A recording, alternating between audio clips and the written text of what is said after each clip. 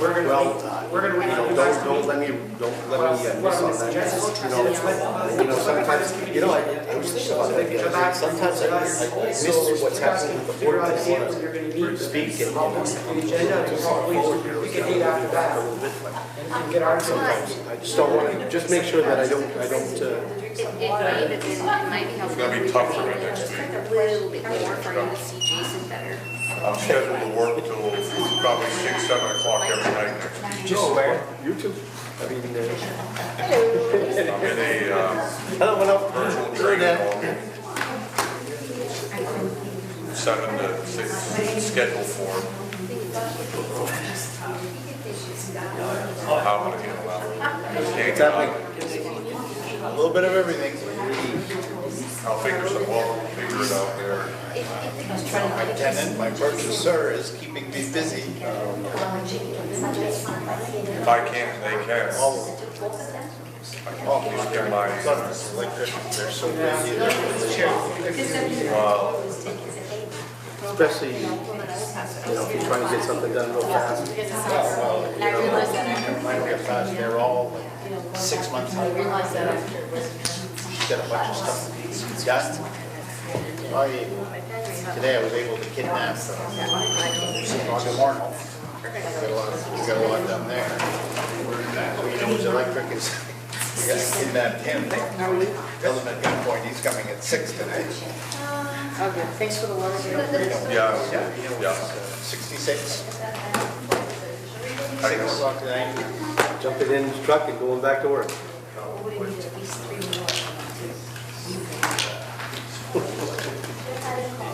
That's the difference between the oldies and the newbies. Work ethic is a little bit different. You ever work at West McNulty? Please. Now that's a machine. That used to be anyway. He's slowed down a lot. So good there. Yeah, so good. I have not had to deal with it since his illness.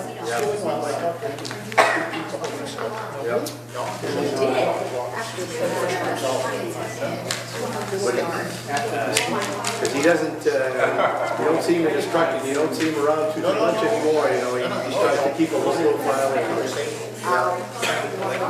No, not as bad.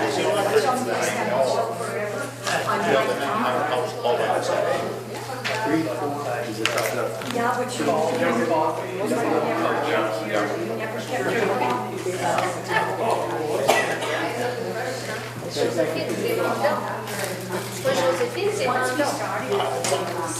Was that family that called you that, or? I learned that there was another window that was a little bit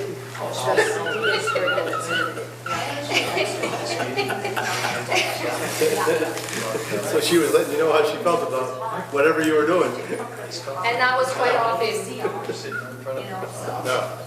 Yeah, I tended to be the child that looked out the window during class, and I was very ADHD. Yes.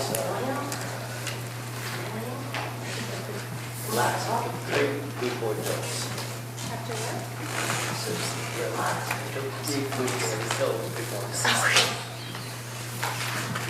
Time released. Do they make those? Oh, really? Time released. I'm good for 3 hours. We so much to wait for.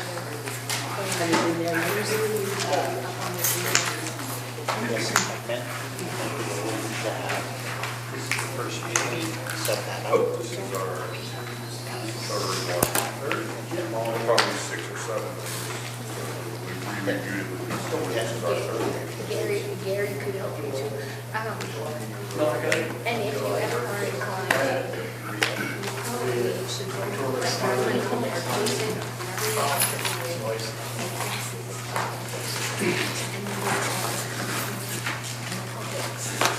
so understand what's going on. Because those are the types of things we and then we share. Hey. So what do you think I need a van? Really? Other thing to let you know about that. Okay.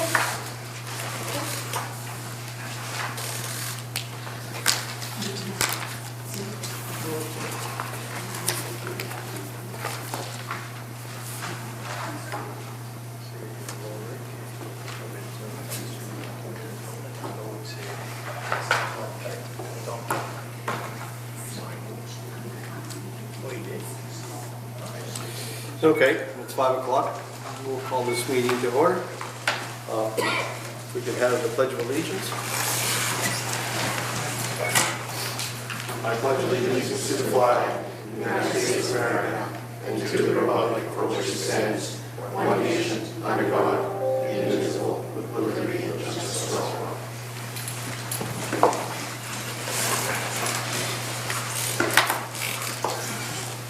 Gary, are we going into an open session for a while, or? That'll be choice of this board before, if you guys want to open it up to the public, I think you can call. I do, before we dive into the budget, we do have some updates that we're providing, the board news updated budget package, if you will. Right. Just kind of touch upon that before we start. So, Okay. Before you start in, is there anybody from the board here that has anything to say? I do. Okay. Can I read my statement? Yes. Okay. So this was an email that I had sent to the board after the last budget meeting we had. And I put, after the meeting last night, Dan's comments on the work status of the town office rather stayed in the back of my mind. I should have responded then, but it just rather surprised me that I just didn't react until I got home, and it bothered me. Going down the history road in 1987, excuse me, Arthur Faucher was hired. He was both the town manager and the community development director. After being successful in bringing several grants to this town, the Board of Selectmen felt that his duties of town manager was somewhat suffering and therefore hired a community development director. And that was the start of the office when Brenda Chabris was hired to continue where Arthur left off. As for the office work among the workers within the town office, I can say firsthand that it may often appear that there is nothing being done, but it is not a place that has slow moments, as there's always something to do. The jobs overlap and the jobs require cross-training. I can see by the checks mailed to motor vehicle that that part of the work has not slowed down. Amy will have a huge election in the fall. That's very time-consuming and getting everything ready for that one day. I can tell from personal experience, having done pretty much all the work in the town office, including payroll, accounts payable, and HR. It is often a job that appears to be a nice, easy job, but in reality can be challenging at times, especially since there's not a personal business, but rather working for the taxpayer. It is important to look beyond what appears and ask questions and see what the job really entails, because in most cases you take on things just because it helps your coworker, but most importantly it helps the taxpayers. Important to note that I'm not in anyone's side except that of the taxpayer in the housing. Thank you. Anybody else? All right. Gary, did you want to go from there? Yes, so, it was pointed out to me, I forgot to include in my agenda, the governing body department that we're going to need to discuss. It's part of the agenda pack, it's part of the budget. We'll have to add that for discussion tonight. You have in front of you, the Finance Committee Board, the updated budget packet as of today. There are some changes that have been made, and I'll highlight those to you, the departments. First of all, anytime you change any one department, your expense summary will change, okay? The Develop, Codes, and Assessing Department 200, we had to change a few things, a couple of things there. There's a vacancy in that department right now, and the person who was employed was a single person on a single plan, which was fully paid for by the town. When we hire the next individual, that person may be on a single plan, but it may also be a family, require a family plan, and the town's obligation is that we pay 60% of the family plan. So without knowing, we're going to go through the hiring process, but without knowing who that person will be and how long that will take. We certainly have to budget for that, because if we do hire a person, we are, according to our personnel policy, have to pay them the family plan if they do have a family plan, if they subscribe to it. So for that reason, that moved up the health insurance number, if you will. I need to know that I have the right number. Looking at that,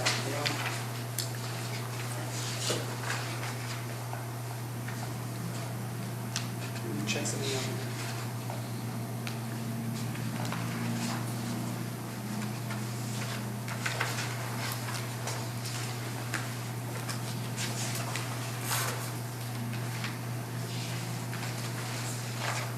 I gave you the wrong. I don't have the, What do you have in your packet? the old budget. Let me check. I've got a different sheet here. Let me make sure that I've got the right thing for you. Okay, so you're good. I have, this is the assignments that I have. So the other part of that change was that we don't know, we have to hire another individual, and we're talking about the next CEO as being a little more integral with Keith and his office to do administrative work on CDBG and also to help with assessing. There's an incredible amount of work that's taking place there. And right now, our director is saddled with work, and he needs a little more help. So with the vacancy created, we saw an opportunity there to restructure the position a little bit, to add some hours, to make it 40 hours a week potentially. And then we don't know when you recruit people exactly what you're gonna, you can hire somebody in this tight labor market. We might have a number in mind for what we think we would want to pay, but the reality is the labor market is dictating, somewhat has been dictating the negotiations, and so I feel like we need to have a sufficient number in the budget that would allow us to recruit, be able to recruit the person and the skill set, with the skill set that we need for that position. So that's one of the changes. We can talk about that again as we go through the budgets here. Okay. I want to let you know just sort of what this is, the changes were that you're seeing. On the townwide insurance expense, Department 700, there's an increase there. We recently, we're pretty much 99% complete our sewer department upgrades, and there's a lot of new equipment over there. And so we got an addendum bill for that additional value. They've added $2,600 to our property and casualty. So we actually had to cut a check for that, for that new expense. And so that's reflected in there. And then in the governmental budget, Lori had pointed out that we had a sidewalk project match with the MDOT project, and it was appearing twice in the budget, and she was correct. And so what happened there was, historically, we were budgeting our match for that sidewalk project in intergovernmental. I felt like we needed to put that in capital because it's a capital project. I moved it over to capital, but I forgot to take it out of intergovernmental, and that was a $17,500 fine by Lori, so thank you, Lori, for that. So that's the updates that are up to date, up till now. And that's it. Questions? Okay. I'm good to go. All right. I guess we need a motion at this point to go into executive session. No, we're not going to go into executive session tonight? I thought we normally do for budget talks. No? Okay. Let's keep going then. Article 2, to consider the Department 730 social service budget. Department 730.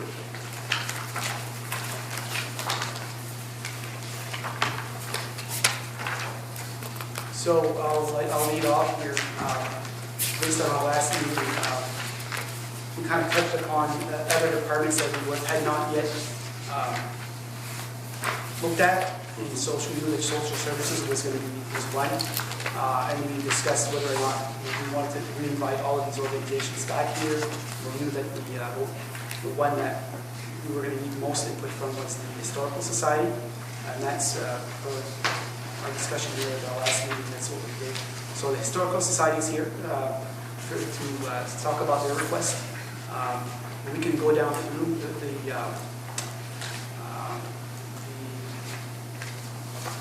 hold on, I need to change tab. The Finance Committee was involved in this process earlier on. We have some board members that have not seen. We can talk about that. We'll go down line by line if that's what you want to do. Social services budget, American Legion decorations is something that we've always funded at $700 a year. There's no change there. I have a question about that. Manel, is it you that told me And that? I think it's legally we have to have that. Really? Yeah, I think so. We can vaguely remember something about it legally having to be there. But, yeah, I'm not positive, but Could we find out about that? Just, I mean, I'm not saying that I would be against this, but I'd like to know whether we, Okay. yeah. Seems to me there was something about them providing the flags on the veterans' graves at Memorial Day, and that's why this was added in. Okay, seems to be. good to know. Maine and Canadian Heritage Trail, we've been funding that since 2018. By funding this organization, it opens us up to be able to apply for grants through them. St. John Valley Associates, that's the over above the senior center. They provide an important service to the community. We've always funded them at that level. Aroostook Agency Area on Aging as well. They provide critical service to our community through support for seniors and also Meals on Wheels, and that's being run through the senior center as well. $2,300. It's a decrease from last year. Or it's a decrease from 2 years ago, sorry. American Red Cross at $300. Something that we've been flat funding for quite some time. Aroostook County Action, $807. They put a lot of money into the town. They provide a lot of services. Our $807 leverages thousands of dollars of assistance to the community. Homeless Services of Aroostook, they were requesting they always request more than we give them. Their request was for $6,053. I think that we've been flat funding it at $1,050. Any questions on that? That's over in Pascal. Northern Maine Veteran Cemetery, again, that's for just to support their cause over there, and they use that to for flags and things like that. Community Health and Counseling, that's an organization a little bit away from here. We've been funding them for a little while. It's $100, the same as last year. Life Flight, $1,008. That's up $8 from last year. United Way, again, they do provide services to the community. Not necessarily through the town, but they are an agency that's out there for us. Skipping on down, Paws Animal Welfare. They're in Fort Kent. But they actually take in quite a few critters from the town of Madawaska. They've asked for some support along the way. Health Equity Alliance, $500. That's up from $250, the request. We funded them at $250 every year. What is that? I don't have my notes. I'd have to go back, and I wanted to have that here for you. Whether or not we want to continue that. It is an agency sort of distant from us, so I'm not sure that we necessarily need to continue to fund that. I can get some more information on that for you. Habitat for Humanity, we funded it last year. We hadn't funded it in previous years. The request is for $100. I didn't put anything in there. I think based on our last discussion, our last time we looked at this, it's kind of like where we were going. Madawaska Historical Society, they have not been any budgetary requests for a long time. Their request is for $11,000. Fran Jonko is here to speak on behalf of the Historical Society. And she's been a good advocate for that group. And, welcome, Fran. Is that when you want me? I think so. Yeah. If you don't mind, I'd rather stand. Yep. I gave you a packet, but I don't expect you to digest that all I'd like to read you through it, okay? So the first thing I'd like to do is refer you to the 3 letters that I had presented to the board. They're right the next pages. One of them was December 30. But on the December 31, I believe I highlighted, I don't want to read the whole letter there, but I wanted to just make a note that the Madawaska Historical Society would appreciate being recognized as an integral part of the town as it had in the past. And I'm going to lead you to that, what I meant by that. In the March 10 letter, the part that is highlighted, I believe, the Madawaska Historical Society is now the only organization in town that tends to the Acadian history, the cultural part. Okay? I should also mention an interesting point there too is that I think it's Mrs. Gina Genderois that uses, within the school, produces a book or has in the past every year with the students. I don't know if you've had the occasion to see it. It's awesome. The kids are there learning about the artifacts and whatever, so at least that's going on. In the April 24 letter that was sent to the town officials, the highlighted part, you do have that, the house and the artifacts, that's the Albert House. The artifacts in that house are the town's possession. In other words, people have donated those with the understanding that they be taken care of. And so what happened since last September, the roof, it didn't fall, but it defaulted on us. So there was a huge hole, and it was raining on the artifacts. Okay, so I'll go through that. So to ignore the problem is a slight to our very Acadian heritage.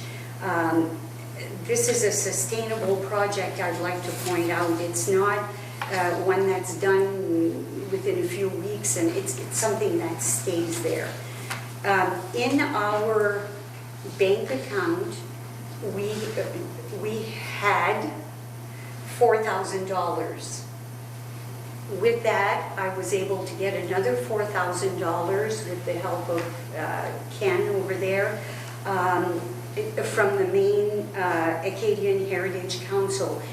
Their grant, we have to match it to get their grant. So their grant was $4,000. We put in $4,000 from our bank account. It wiped us out. We had 5,000 something, so we don't have anything left too much in our account. That $8,000 fixed 1/2 of the Albert House roof. So there's half of the roof that's fixed. The total cost is $16,000. So in your first page that I had there, I have in the past, we had Town's Court. There's documentation there. And I'd like to point out that for a while, because the question was asked to me, how in the world did you survive all this time? For a while, there were family reunions. I think we'll remember that. That was the monies that were left over after the family reunions were paid and all was said and done for. That helped support the Madawaska Historical Society. Plus, they left a lot of books that were produced. There's somebody, I don't know, what is it for? The books that were produced were left on our shelves, but, you know, that doesn't pay a lot of expenses. So they're there, and we're willing to sell them, but The other that you don't have, the other ongoing expenses are electric bill monthly. We have liability insurance, which we've had to up. I'll give you reasons in a minute. Maintenance and repair, groundwork, yearly labor, materials for special projects, and miscellaneous projects. So that is always there, as we always need that. I wanted to point out in the present, I'm on the first page of all, in the present there's a large volume of traffic at the cross site this year for whatever reason or for obvious reasons. There's a lot of people going down there. They're picnicking just because, so that brings on a whole other dynamic. It's new for us too. The work being done right now, well, is already done, half of the Albert House. The trees have been trimmed, which hadn't been trimmed in a long time. So they were eating at the rooftops of the 4 buildings that are there. Insecticide has been applied in the shed. Our artifacts that are in the shed, for lack of a better place to put them, were being bored by a certain beetle of some kind.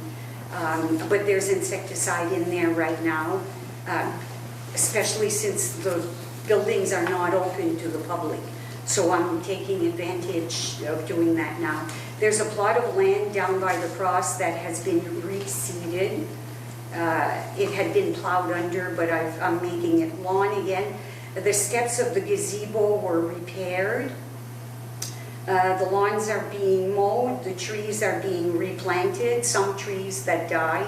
Monuments are being cleaned. Those monuments are those small ones that were put there for at the family reunions. They're commemorative of different families. Rodent control is continuing because that is a major problem, the rodents down there. The sagging shed has been jacked and put back on a level to where the doors close at least. The railroad ties have been reinstalled. They have been taken out for the winter, and it took a lot of, anyway, work to get somebody to do that. The flagpole rope was going out on dust down at the cross, so that's been replaced. So it's just to give you an idea of what is ongoing. Left to be done, the other half of the Albert House roof. A plot of land needs tilling and reseeding. That's right up next to the Albert House. Replacement of 2 windows that have BB gun holes in them. The schoolhouse ramp needs to be completed. It's dangerous as it is now. Broken plank in the entry of the shed presents a danger. 3 Albert DeVoe sculptures. I don't know if you remember that. That was made with chainsaws. They've been neglected for so long. My intent was to scrape them and repaint them. When I put a scraper to them, it's dust. It's no use. So they need to be removed. All of these things will probably be put off till next year. Scraping and painting on all 4 of the buildings. I need to find housing for large agricultural equipment that was given to us and is in a temporary hiding place. But we need to bring it out, and I need a place, I need to find housing for that. Consider a portable potty down by the gazebo. Somebody had the graciousness of dropping their trousers and leaving a deposit, so we're dealing with that. Fencing below the tracks needs to be repaired. Maine Acadian Heritage Council has a list of suggestions of how to revamp the buildings for better presentation. That would be a long-term project. The gazebo also, I would like to have it evaluated by somebody. I haven't done that now. It scares me. I think it's falling off the blocks. It's just sitting on blocks. Anyway, I think it's going to fall off, but I'm not saying that for sure. So if I can just finally send you to the third page on your the finance sheets that look like this. We won't go through the whole, you can look at that later, but on the third sheet, it starts with 1971. So the Madawaska Historical Society has been in effect since 1968. In 1968, the town found well to give $1,000 for the Centennial Fund. In 1969, $6,000 for the Centennial Project. And then on the third page where I have referred, you will see from 1971 to down to 1995. Those are the amounts of money that the town had supported the Madawaska Historical Society with. You can see the article number there where we did our research. In 1995, $5,000 was given to the Madawaska Historical Society, and that was the last. So for whatever reasons, we have not been supported since then. How we've managed to survive is a good question. We pulled every trick in the book that I know of anyway. So that brings us to the request. I'd like us to be put as a warrant article, an article on the warrant. I would certainly like to have it supported by the town officials and by the finance committee. Even if the people here decide not to support us on that, I would still like to see the article there. I would like to see recommended by. The $11,000 would pay for the other half of the Albert House roof and the work that I have detailed there. I'm sure there's some missing. Are there any questions? So you've had a lot of people visit this year? They're there on four-wheelers. I've met golf carts coming back from the flats. And that was before the railroad ties were put in. But they went boom, boom, booming on top of that, but that's okay. They were taking their time. There are bicycles, regular just pedal bikes. There's a lot of cars. A lot of people are walking their dogs down there. The COVID signs that we furnish, that we put up, it does say welcome. It's the road, leads them there. But we did put pass at your own risk also because I got a call today to have a wedding down there again because they got scared of the Millinocket issue. So rather than have it in close quarters, would like to have it outside. And how do you deal with that? Well, the sign says welcome, I tell them thanks for calling and but you're not putting own. any kind of restrictions on them, you're not asking for any money, you're not doing anything like that? No, because we have no control really, unless they're, good enough to call and ask and to tell you frankly, most people believe that the property over there is a town park. So just like they wouldn't call to go to you know, one of the parks in town, they would just go and you've asked them to follow the COVID-19, that's what our sign says. And they really believe that it's part of the town. So maybe we're there, maybe we've got to see what we can do. And the wedding request is handled in the same way? As far as just telling him, yes, you can go ahead and use it? Yeah, follow the COVID-19 and thank you ahead of time for picking up and that kind of thing. The neighbor to us intercepted this past week, intercepted a gentleman who was cleaning out his pickup truck from a broken back window.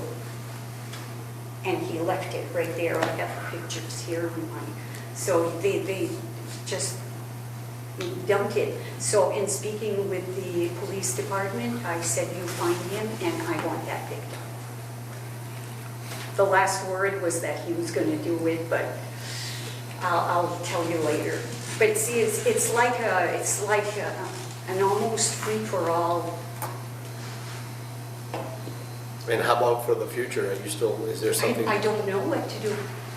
I don't know what to do. I ran out of space on my page here of things that I need to do.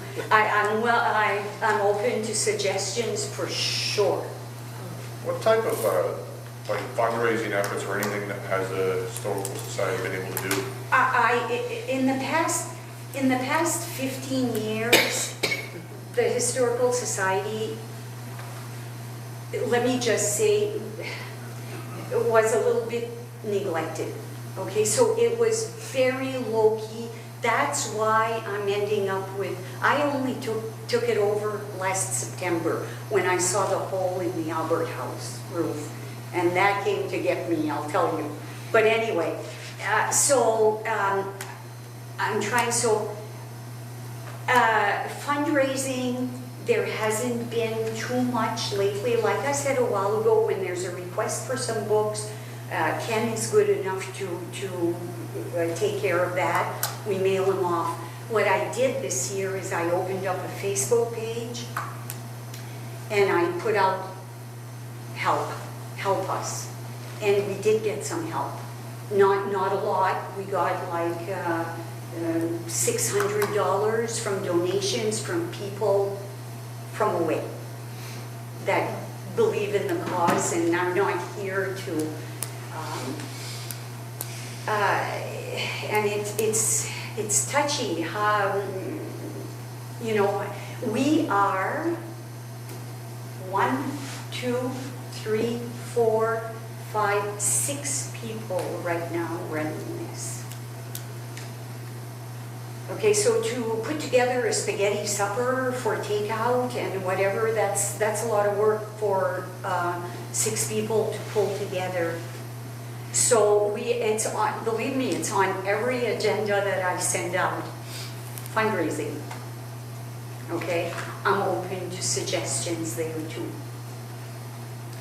Yeah. The other thing is, I just want to, because I don't remember if you and I talked about this or you mentioned it to us, but you used to have a big membership, but then there are a lot of people who purchased a lifetime membership, and once you purchase a lifetime membership, then you're not reinvesting in that, and I don't know how many people, my age and younger, bothered by a membership to the Historical Society, so... Yeah, there's no dues coming in. Right, I wanted to point that out. I was looking at the list. The list is, there's a lot of names on the list. The last time that there was an actual mailing out, about half came back undeliverable. So, you know, we have people who have passed away, moved on, changed place without a forwarding address. So I thought, well, I'll try to reach some people by Facebook. And I'm glad I did that because it brought in more than an actual mailing. We've lost our people. That's why I mentioned that there is at least one teacher who's at least touching some of the kids in school to try and bring that back. We'd have to appoint a committee. We'd have to, you know, we're just doing this because we've been there and been involved, and everybody I ask, if they worked on a family reunion, they say, oh, I'm all for the Historical Society, but they're burned. Those are a lot of work.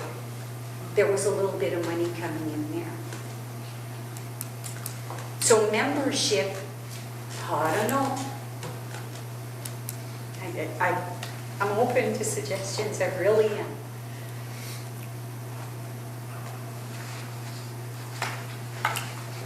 So any other questions?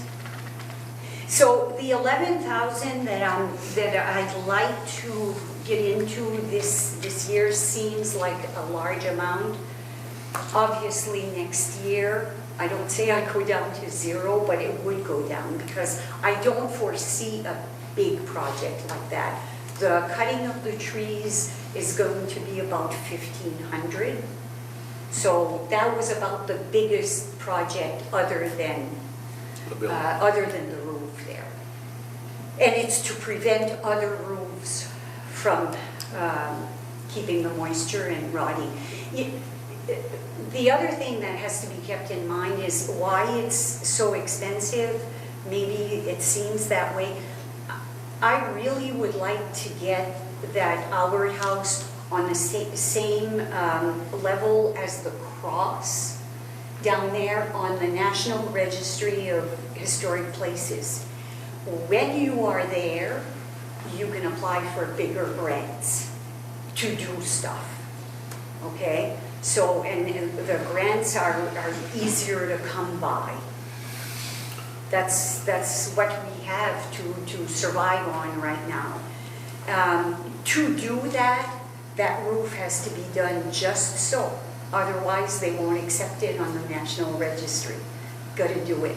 I'm also looking at getting the cemetery in, I don't know if it's Grand Isle or, yeah, going to Grand Isle, that little cemetery that's there.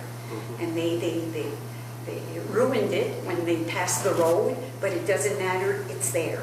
And that is old, and that would qualify for the National Registry of Historic Places also. So, trying to revamp that.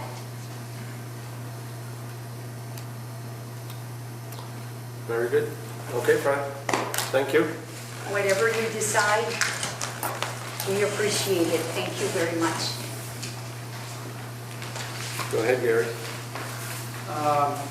Two more items on the social services budget. We have a $100 request from MPBN. They're for radio and TV, $100. We've not funded them in the past. It's in there for a place mark after discussion. And then the last request is a new one. I talked about this last week, the Long Lake Water Quality Association, the Liz Caden, and his name today, the Long Lake Water Quality Association. They participated in the lake survey for like it's in a state database, and there are designated points, measuring points in the lake where they do dissolved oxygen testing at certain depths, at certain times of the day. And so they do that every year, and the schedule is through the summer, and I'm not sure the exact schedule. So they can try to keep track of the oxygen levels in the lake. It's a barometer of water quality. So their equipment has failed them. The dissolved oxygen monitoring equipment. It's expensive equipment. I know. I used to run a fish hatchery and I had the same stuff, and so it's a legitimate request.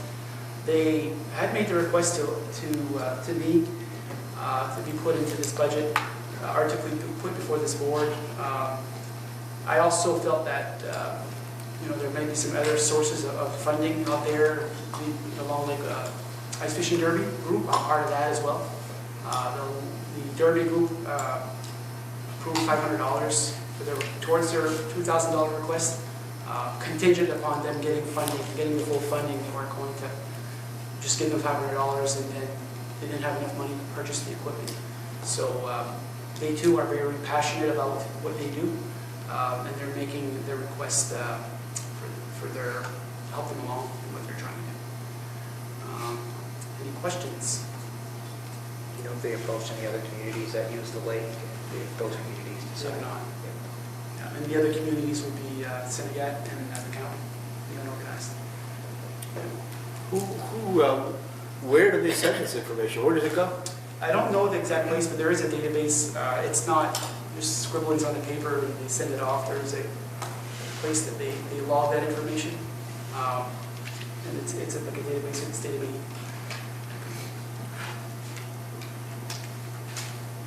Yep. I would feel that all the other communities don't donate. I don't think we should either. That lake is connected to quite a few communities. Town of Madawaska shouldn't pay for that. Alone. So just to kind of where we are along in our budget process, the other communities, be it the county and the town of Senegat, have already adopted their budget. So this is not a request that's been made to them, nor would they have the funds available to pitch in. So any funding request made to those, if they were going to reach out to other communities, it would only be for next season. You know, obviously, they would be able to get that budget money now. Any other questions? Okay, well, I think we're ready to move on. Article 3, consider Department 320, Fire Department budget. One of Jim.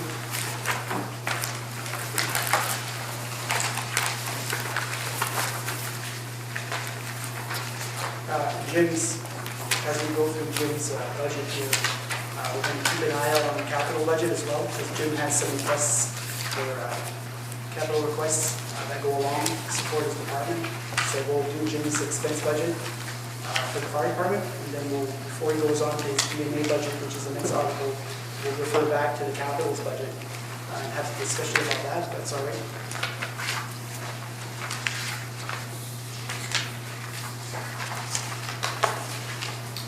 Okay. Line 1 is line 05, that's salaries and wages. Do you want me to go through that?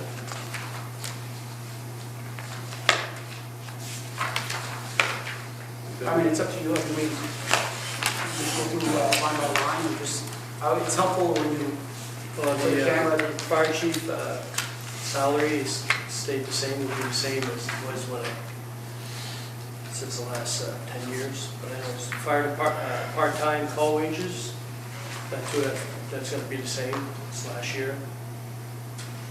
Part-time officers and stipends, it's also the same.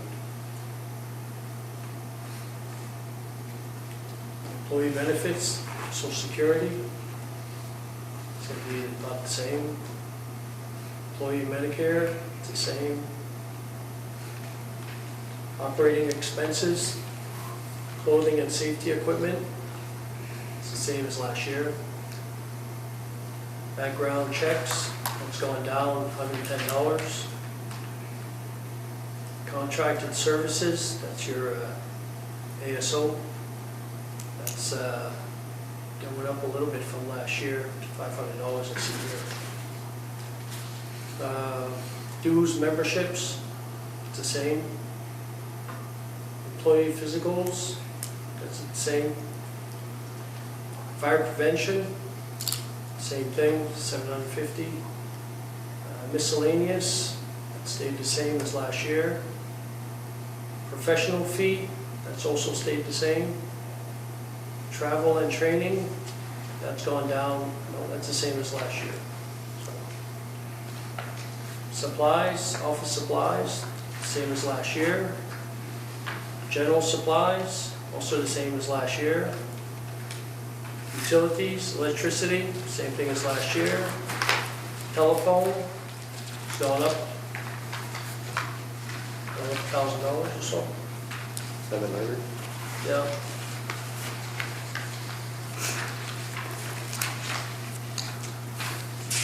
for their, again, just to kind of remind everybody, our VoIP system, the voice over internet, the cost of that system was all borne out of the town office building budget, and so we shifted that off to the other departments, and that's their share of that cost. The other page, heating, fuel heating, that's going down, 1,500. Internet's the same. Going to minor equipment, that's the same as last year. Repair is the same as last year. Gas, propane, diesel, that stayed the same. Repair and maintenance, that's the same as last year. We're down to safety complex, that's the same as last year. Then we go to your special projects. Hoses, that was a 7-year project, that stayed the same as $4,300. The rest of the stuff here is, this is an old sheet because I don't have the Ford F-550. On the, That's done, that's not this year, that's over, that's zero. The code book is zero. And of course, we have the SCBA compressor lease, the $8,400, that's for 5 years. we, Jim, just to kind of, we leave that in there because we want to see, we're trying to see a 3-year history. Yeah. So, we funded that there, but we're no longer funding it. It's eventually going to drop off these budget sheets if we don't fund those. Yeah. So that's it for the fire department budget. Any questions? Just to point out, the net, there is a roughly $1,000 decrease in the fire department budget overall, $137,367 from $138,079 last year. And we want to now go back to the capital purchases and reserves part. There are some requests there for the fire department. And Jim can talk about those. And put in the $40,000 place mark. My notes here say we're input from the chief. Patrick, you have that input in there. And, Jim can talk about his request. That makes up that $40,000 more or less. Yeah, the $40,000, our equipment, our fire trucks are in need of major repair. We had a capital project last year of, I think it was 20,000, 30,000, but anyways, I used it all to repair one of our trucks, the one at the lake. That one went to Augusta this year, and it's been totally repaired. The pump, we put $20,000 in that truck. It's a 1984. Right now, it's running good. I have 2 more trucks. I got the ladder, and I got another pumper, the newer one, which is a 2001. And that one also needs pump repair. They both, the ladder especially, they both need pump repairs. The pumps are in dire strait of being repaired. You got 20. I asked for 20,000 for each truck. That's why I got $40,000 there. It's to drive it down to Augusta and have these people repair these pumps. And plus, there's other things on these trucks. There's valves, there's lights, there's a bunch of other things that need to be updated maintenance-wise that we can't do up here. I want to thank Kevin Doopy because he does do a lot of our maintenance, like changing the oil, stuff like that we can do. But when you fall into pumps, and that's a specialty item, and that has to be done by somebody certified. So you can't just have anybody working in there. So that's why I'm asking for that 40 for a capital project. Can you give us some idea on the 2 vehicles that you're looking to send out for repair? How old are those vehicles now? The E2, which is our main pumper that we use every time there's a fire, that's a 2001, and the ladder is a 2000. Have they ever been sent out for service? No. So you're looking at a 20-year service before they actually go in for maintenance of this kind? 20,000 each. Yeah. So Jim, we had asked you to sort of get a cost of what a new pumper, you say that we need a pumper. We'd ask you to get a price on that so we can start talking about whether or not we want to start looking at replacing our purchasing a new truck. We have started a discussion, but when do you think you might have some information on that? I've been working for the last couple of months there after we've had that discussion with the last board. And I've called these people, I've cut more stuff off these trucks, trying to get them as low as possible for price-wise. And they're, of course, they have to go through a process of pricing them and stuff. And right now, they're pretty close. I shouldn't, another week or two, I should be getting prices. I'll also be getting options, like if we get lease options, they'll be sending that. I wanted a sealed bid sent to you people. You guys can look at it. There'll be 2 companies, Pierce out of Wisconsin, and also Autotronics is now selling fire trucks. There'll be both competition, and they'll be sending you all, all the paperwork with the lease options and stuff. So we, we can see if we do decide to buy. And the lease is a lease to own. It's not a Lease to own. It's for 5 years to 7 years, depending on what option you want. You have 1 year. As soon as you decide that you want this truck, you have 1 year before you pay it. The truck, when it's delivered that day, you give them a check of that lease. At the end of the lease, you give them $1 and it's your truck. So it's very simple. There's no money up front. It takes a year to build. So that means if the town accepts this, it would be a year. So it'd be next year's budget before you even think of, it'll be in September now, so it'd be next September before it even be delivered, depending on everything going on in the world. So, Would you plan to replace a truck or add this as an additional unit to the fleet?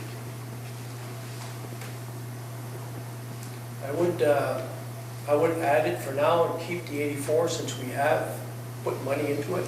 And I would keep that, at the fire station down here and give them a newer truck up at the lake. So would this help increase our fire rating? No, it won't. They've changed our fire ratings. The insurances have gone up in the town. Certain insurances have gone up in town. Certain companies, they've gone up. Some people are going to pay $100 more insurance, homeowners insurance. But there's other things. They've changed the way they overlook the whole picture, the hydrant system, our dispatch, and there's improvement with dispatch and water system. There's a lot of stuff that the water district would have to do to upgrade their paperwork and stuff, and also ASO, and that would bring up our rate, because we need like 9 points more, and having a fire truck is not going to give, it's going to give us a few points, but like I said, years ago, yes, it would have brought up our ratings back to where we were, because we did lose 1 point of ratings. But now they've changed the whole thing, so it's a lot harder to, unless you get 2 or 3 more trucks, I mean, but one truck. We need to do something. My trucks are going downhill. I got tankers up at the lake. They're in 1979, 1974, 1990. I mean, sooner or later, one of these are going to drop. And when they drop, then our ratings will go up. I mean, we're at the point where we're just safe right now until we lose another truck. So we need to start thinking about putting something, or putting money aside, or doing something so we can keep upgrading our trucks. It's just at a point, it's been neglected for so long, it's time to start looking at it, so.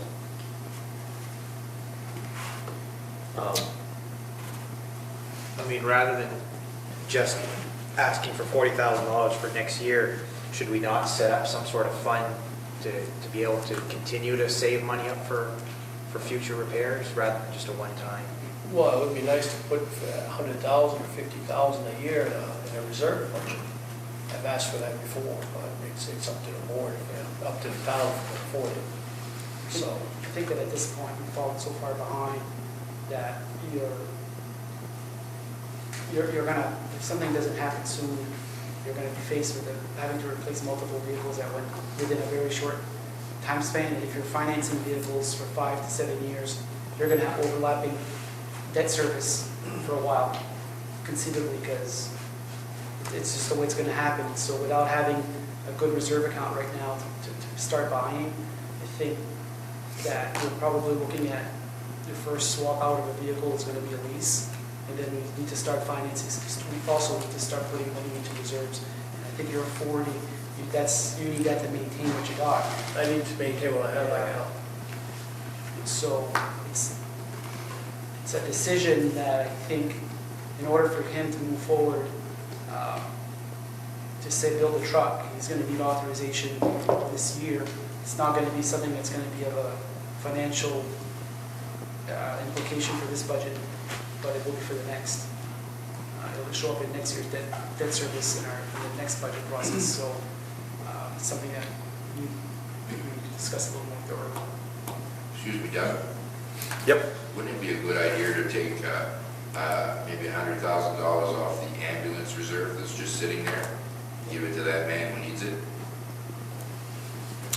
I think we've already tapped on that account to the tune of 200,000 at this point. I don't know what else.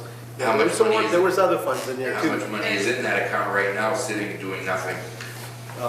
Yeah, that, I believe 700,000? there was a little over, what? $750,000? no, we have that sheet, there's $780 there. I was gonna bring that up. 780? 780,000, 778. I'm sure we can give that guy $100,000 to repair what he needs and start a reserve fund.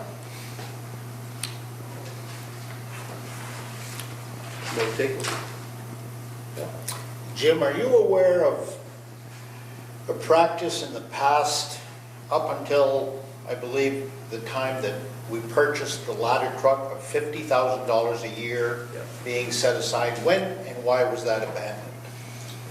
We were starting to get into tough times in those years, that last year, the year that we bought that ladder truck. And we were at a point that when we did get the ladder truck, everything stopped from there. 50,000 stopped because the town could not afford to keep going with that. And they said later on we'll come back to it, but they never did. So, Okay. but that's been since 2007, 2005, 2007. Thank you. We've had these heartfelt discussions at every budget since I've been here, basically saying, well, this is the picture, we're funding the department, but at some point in time, we're going to have to do something. So it's not like, at least since I've been here, we've not been keeping the board apprised of status and situation, and what we're going to eventually have to try to do to start updating that fleet. There's too much at stake here. The last board I talked to about this, they had put me on a warrant for the town. I don't know if that's still going to be happening or not, but I'm just letting you guys know. I know I was, as a fire truck, was on the warrant. And it's either going to be a yes or no. Let the town decide whether or not you want to lease. But I just want you guys to be prepared to have this information that you'll be getting for lease information and stuff like that. And we should expect that soon? Yeah, you should be getting that soon. Then you can make your phone calls, and you can, call finance companies. Maybe you guys have better finances than what they have, so. I don't know, I'm stuck. I don't have, the trucks we have, we use them, and we take care of them as well as we can. You look at the 20-year-old truck we have now. Are you required to have a certain number of trucks, Jim? Yeah. You're mandated to have a certain... We need to flow so much water Yeah. because of with Fraser, and especially with Fraser, we need to flow at least 3,500 gallons. So we're just a little shy of that right now, unless you add all the trucks together, but you can't, And the ones that you operate off the lakeside there, those need to be there also. You've got what, 3 trucks up there? I got a pumper that's up there that pumps 400 gallons a minute. And then we got a lot of tankers because there's no water supply up there. So you got to have the tankers to bring water. If you get a house fire, you need tankers to bring the water there, the water source. Yep. So, and those are all old trucks we got from the town, all old snowplow trucks. Last year I put springs and I still have, I could put some money in these trucks because they need tires, and tires are all dry rotted. You know, we're just doing a little of my budget, my little budget that I have. You know, I buy a couple tires here, I do a little here, and it's just, we're just going by. I mean, it's tough. But try to Doesn't keep make the guys sense safe too. Doesn't make sense to have a budget that's reduced by $1,000 for the upcoming budget request in a fire department that's falling apart. Yeah. It's actually disgusting to be in that situation, to be honest with you. It's ridiculous to ask this man to try to run a fire department with minimal funding. Something needs to be done about that, clearly. It needs to be done this year on this budget, it needs to be figured out. One of our homes could be the next one. It's as simple as that. Could be this school, could be that mill. Decision needs to be made. Gallery. So, to Ken's point, because I had pulled the sheet out and I was kind of biding my time here. Gary, I'm not asking you to speak to what prior boards were thinking, but I'm wondering if you are aware of conversations that happened in the past, maybe. I see this $778,000 for the ambulance department, and obviously it's a well-run department. They're able to bill out, unlike the fire department or public works. Those guys can't bill anybody for their services. The taxpayer is still funding some of the ambulance department this year, but yet we're sitting on $780,000. Now, I know Jason said, well, maybe let's bring that up to $2. That leaves them with $580,000 just sitting there. No. So I'm no, wondering. Excuse me, I think we should help the grader guy at the public garage too. Oh, can I finish? Yeah. Thanks. So I'm wondering if they're left with 580, like what would, like, is there a reason that this just sits here? Was there a thought that, you know, is an ambulance $600,000? Because I know, like, we already have 3 of them. I wish Eric was here, you know, but can you shed any light on why this is here? The ambulance, well, it's because historically, they budgeted a certain amount of revenue for that department, and any revenue above budget, you know, would always roll into the reserve. Okay, so that was a function of how the articles were set up in the town meeting warrant, and that's how that amount of money was funded. And so, to go back and take from that, takes away from the intent of those articles past the previous town meeting. I'm not saying that it's not possible. What I'm saying is that, you know, moving forward, you could certainly, it's a little easier to say moving forward that you can do that differently. I don't know what the intent looking back is when there was already authorizations from previous town meetings for that, to go back on top of that and take that. And so, you know, ultimately the townspeople, it's their money, you know, and they can decide to reallocate it. We know that it's there. It's nice that we've been able to grow that, and we've been able to grow that because we increased our revenue over there. So we are paying payments for debt service payments for what our newest ambulance out of that reserve account. And I think Eric talked about, he was talking about schedule for replacing the next one would be, what, a couple of years out or so, more or less. So, you know. I think our revenue on their side, you know, we're anticipating 375, but normally it looks like it's over 400. So I guess it is definitely like something we really have to have a conversation about and maybe put it toward the taxpayers, because Chris is right. I mean, how are we letting, you know, this department basically fall apart and we're sitting on this money, you know? I'd like to see, I don't know, I mean, we're not voting on anything tonight, but I'd like you guys to think about whether we could put a warrant for how much? I mean, I don't know. We just got this paper tonight. I knew it was somewhere close to 700. I mean, there's an extra 78 there that I wasn't aware of. I'm going to think about it before I'm not going to spout out a number, but I'm sure everybody has an idea of what. I just want to say that one thing, that much like if you were going to take money out of the undesignated fund to stabilize the mill rate, this is what you're doing in essence. You're basically reducing a budget somewheres with money that you have in reserves or undesignated. If you can't repeat that transaction the following year and reduce the amount in your budgets by the same amount of money, that shows up as a tax increase. So you've already gone into the ambulance budget by 2, and you're going to go in for another 3 potentially. Another 100. But we haven't voted to go by 2. That was a suggestion that, No, I know. we What I'm could saying always is- go back to 150 and take 50 and put it there. No. Based on our last meeting, it seemed like we were thinking about going to 2 and we put it there, right? Right. So what I'm saying is that, if we go in for another 100, okay, and we use that as revenue, next year, if we can't do that same transaction, and we've not reduced our budget by that amount of money, or if we've not picked up more revenue by the same amount of money, that's going to look like a tax increase. Because that's revenue that we took one time, and maybe the funds will be, the ambulance department will put more money back into that again.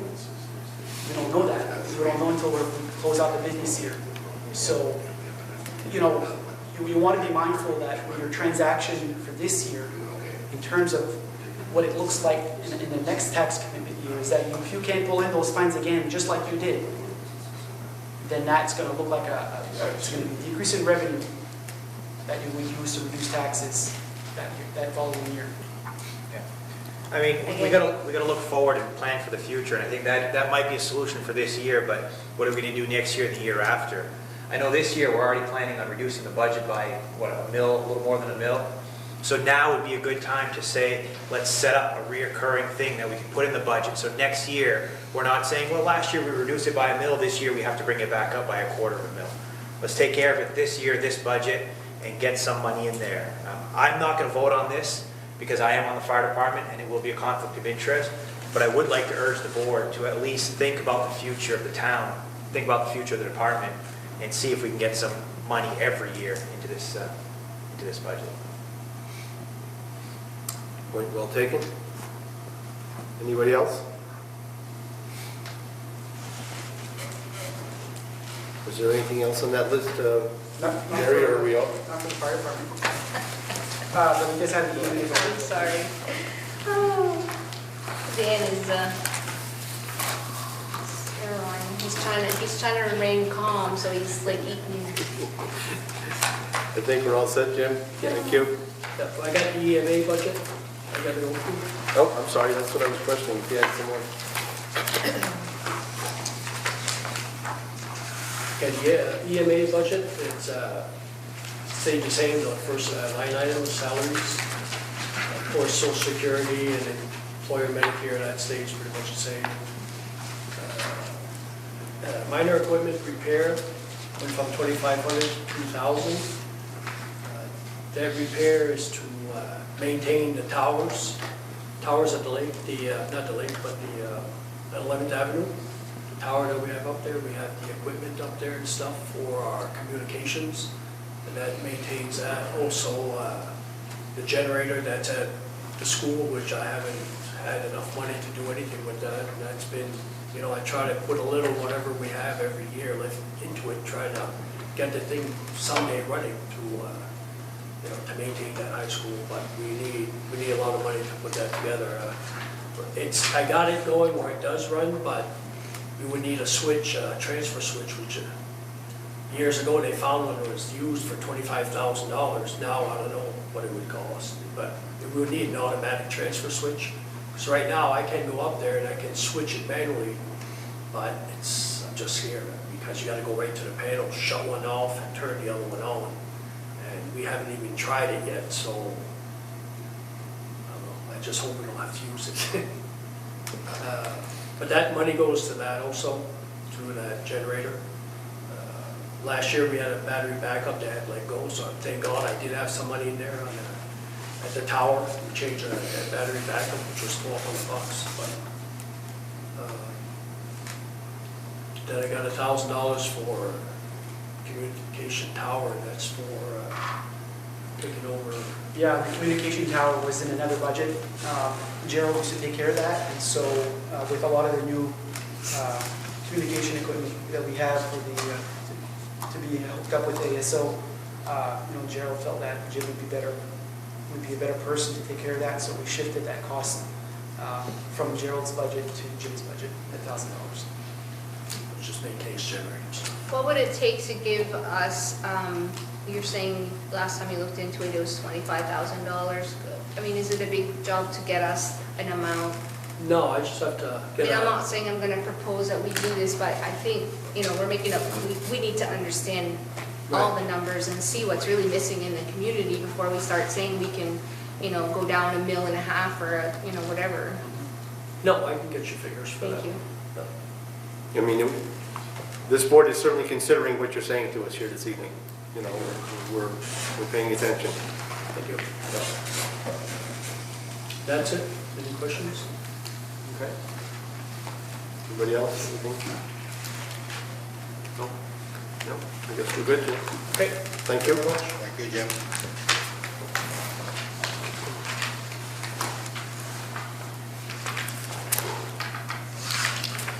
Now, moving on to Article 4, to consider Department 325, EMA budget, which is, We just did that. we just did that. Library. We're on to Article 5, to consider Department 400, the library budget.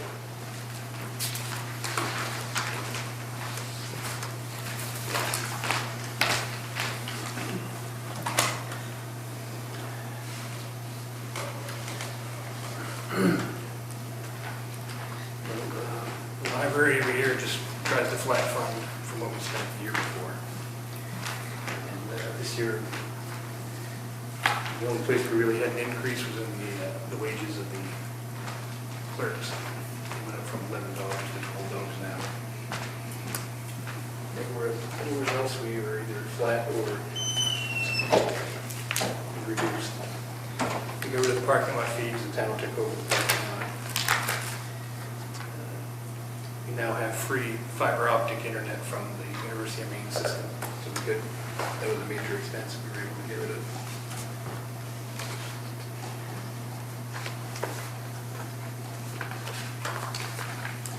Everything else is pretty much contracted or materials that we need to run for the year. So the way that, I'll add in over here, the way that the library budget is structured, you'll see it's different from what our regular departments are. We carry the payroll costs in our budget through our payroll system.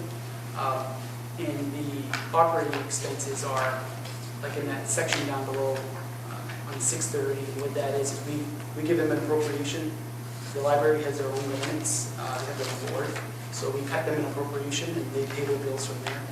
But they do show us what they have for budget, and they do show us what they have expense. And so you can see the overall library budget. Okay, what you see, that 35,630 is broken down below. But the overall library budget, we include operations and labor is at $112,870, down from $113,242. Any questions for Ken? What are the hours of operation of the library? We're running the reopening through the COVID thing. But normally? Normal hours are 10 to 7, Monday to Friday, and 10 to 2 on Saturday. In the library, you have, obviously the library, but you also have a number of computers there with access to the internet that people use. Can you talk to us about how much use that gets? It's a lot of use. We've seen actually an increase in use since we reopened because people who are unemployed are coming and looking to access the main state unemployment thing. I wasn't aware that someone just told me that they don't have a center in town anymore. Which, he said he had to go to Presque Isle. He was trying to access from. And we don't know anything. I mean, I can get them onto the site, but after that, and he really needed help, and I couldn't help him. So, but yes, sir. I believe that the entire library scene needs to be scrutinized. This has come up several times in the past. One question that I have is, for the amount of use that the library gets, for the amount of money we put into it each year, I would like to investigate different avenues, possibilities such as the library moved to a place like this. We all know that there's a lot that's available now to avid readers, apart from a hard copy book. I'd just like to look into this. Can I comment? Sure. That gets brought up every 5-6 years or so as the town council kind of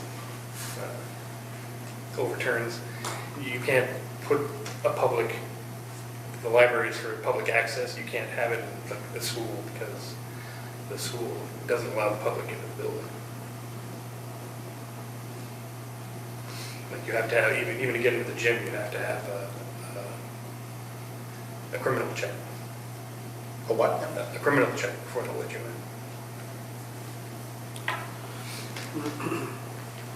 in. Have we ever come to a conclusion as to the ownership of the library building? Yes, it's owned by the Library Corporation. Is the building owned by the town? No. Oh,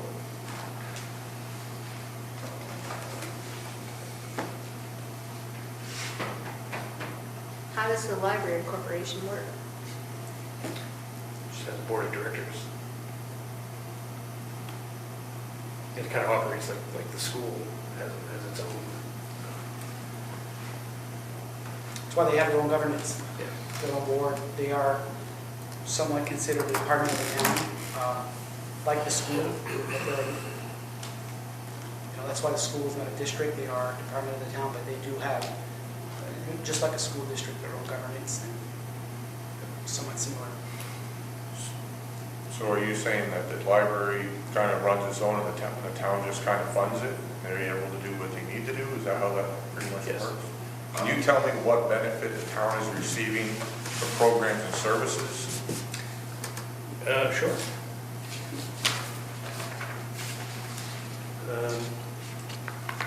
We had almost 15,000 people in attendance last year, 14,890 bucks.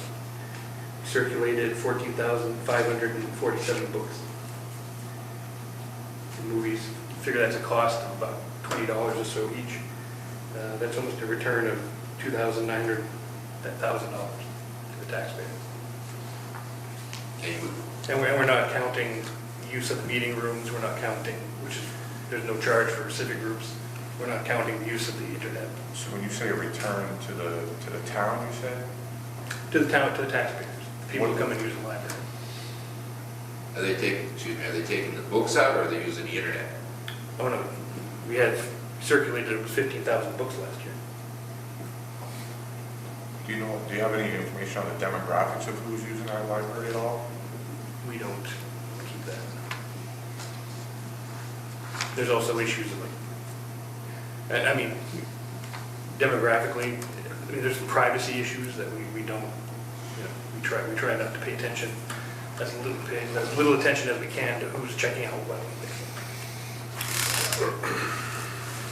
So the $8,000 that you're spending on books and periodicals, it looks like that's been kind of flat funded over a few years. It's been flat funded for almost 10 years. So what happens with is the library getting full of books? Like, what do we do with the books as they turn over, I'm assuming, or? Yeah, we only purchase about 500, 600 books a year. So. At a cost of around $8,000?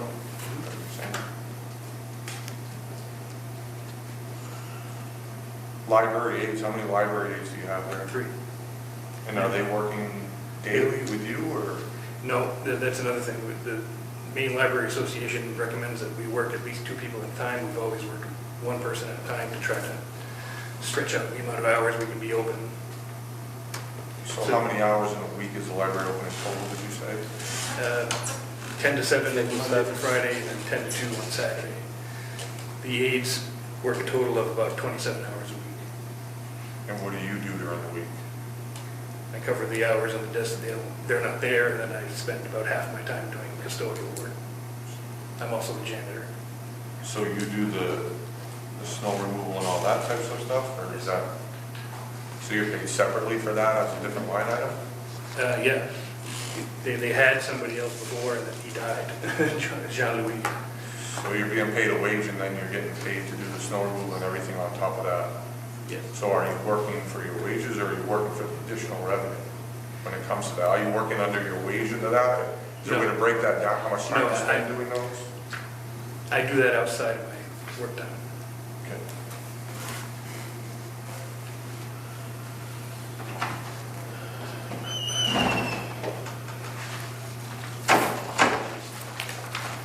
What is your bookkeeper, what is that? That's the person, I spend the money, but I don't reconcile the invoices, that's her job.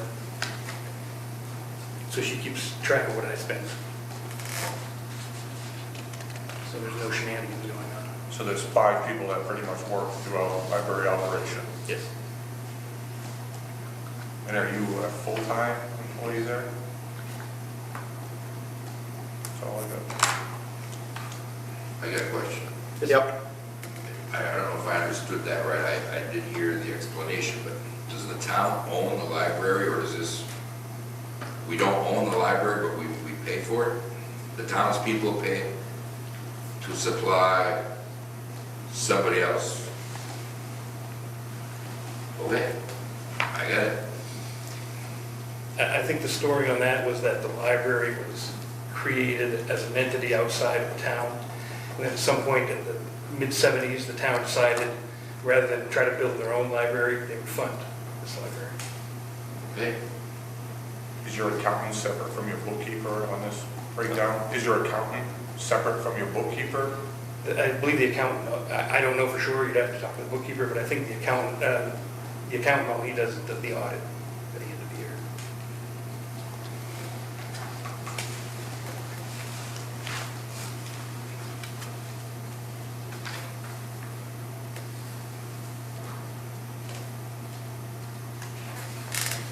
Anybody else?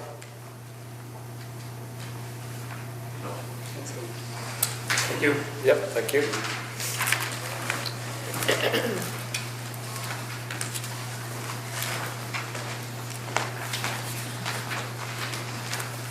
Next item, Article 6, consider the Department 900 pollution control budget. We do own this, I think. This library? No, I'm just, I was shocked. I'll I switch. thought we owned the library. Yeah, me too, I did. Just to kind of, before Mark starts, I want to make sure everybody understands that the pollution control budget is a budget separate from that of the town. It's funded by sewer fees. So when we talk about Mark's budget, it is truly an enterprise fund. The auditors, the accountants, they look at this like a business inside of the town, funded by their own fees. So this is nothing in here in this discussion that we're going to have has anything to do with property taxes. It's just, this is the sewer department's budget funded by sewer fees. So that's it. I guess I'll ask the question, has everyone looked at it? Because truly there's only 2 line items that really need to be, that are dramatic from the years past. The one is the Endigo site. Endigo site maintenance. Historically, that was about $12,500. That's line item 700. 65,700. And what's happened is we went into some ruling for the environment dealing with PFAS. You may have heard that in the news at one time or another. Basically, it's polyfluoroalkyl substances. And by license, we are required by DEP and the EPA to address that, and we did. Our fields, we historically would dispose of or incorporate The sludge that we generate at the plant in our Indico site, there's 30 acres that were licensed. They still are. We're obligated to maintain those fields, so there's an expense incurred there. But we were no longer allowed, due to the soil results and our solids results, to dispose of it there. So which meant we had to look for a landfill. So the closest one that we used is Carchano Park. And because of trucking costs, we tried locally to find someone to do it for us, and it didn't work out. So we ended up with water blasting out of Edmundston, and the trucking cost. So this is why it's such a dramatic increase in that line item. If you notice, it went from, Right, plus the landfill cost as well. excuse me? Plus the cost of landfill. Yes, and the landfill disposal fees by the pound. We had 200, last year we had 272 tons disposed to.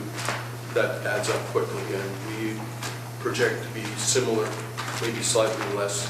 We're doing things a little bit differently to try to reduce costs. But that's why the 12.5 to 30,000, if you're wondering. So that was completely taken by surprise. There's nothing, we're obligated to comply with the regulation. So typically, to kind of expand on Mark here, is that the sewer department spreads on our food fields seasonally.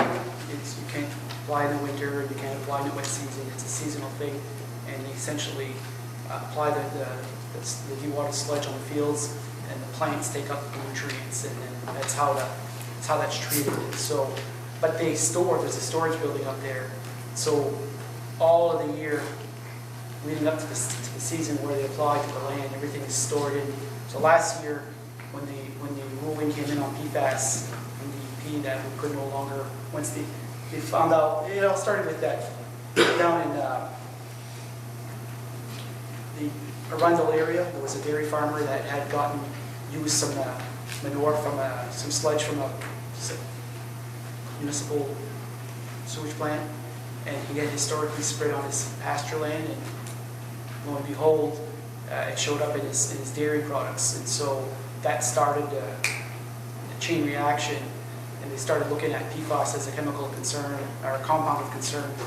And an executive decision was made that plants who treat waste have to test their waste to see if there's a presence of PFAS and PFAS. And then if there was a presence, in the cases where the municipalities who land apply, there are some that already go to landfills, but we are one of those who land apply. That if, with PFAS and PFAS, it aggregates in the soil, it does not break down. And so over the course of time, it builds up. And so what they found in our soil tests was that we could no longer apply there, we wouldn't allow it. So we scrambled, our building was busting at the seams full. And we had to scramble and find a place to go with it, and we didn't know if we were going to be able to find a home for this stuff. Through VRF, the Value Recycling Facility, we all send our waste to Carchano, so we had to figure out whether we could get this stuff across the border.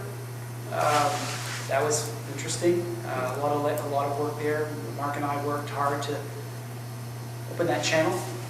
We had to figure out whether or not Carchano would be willing to accept the waste. They weren't sure. They came around. Tri-community landfill for a while was saying, no, we're not touching that with a 10-foot pole until we know more about it, because of the concern for liability down the road. They had since come around and said, yeah, we're going to take it. Long story short, we have to incur new costs above and beyond what we used to budget for what it cost to hire a contractor to spread and mow our fields and do plowing every now and then, and disking and reseeding. And then, so we had the cost of the landfill, and we had the cost of hauling it to Canada, the logistics, which is a lot more because we got to go the long way, right? We got to go all the way down by Van Buren and not through Madawaska here. So the good news is we were able to empty our building, and we found a way to do it as cheap as we possibly could. But this is going to be the reality for a while. I think you're going to see this number in the budget remain for this cost center, if you will.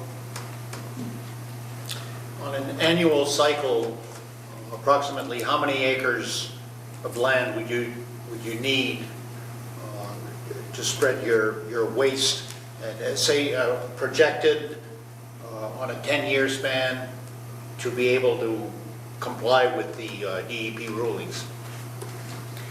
Because we will not be able to apply to a field because our solids that we generate, the biosolids that we generate, do not meet the limits. So we cannot land apply anywhere. All right, I'm gonna be really, really crude because the last time we had this conversation, I was asked twice and what is causing that? What's causing these chemicals to be in the... PFAS and PFOS are those compounds that are found in fire retardants, non-stick, like things that make things slippery. So there's a lot of things that is in the food chain, for instance. It's coming through us. It's ending up there. Right, So so I'm but sorry you're to not say talking like sanitary napkins and things that Yes, we are. Okay, so Yes, we are. I guess because there was another question about like how much can we help the community by educating people on how much this is costing us because we're putting all of this in the system. You know,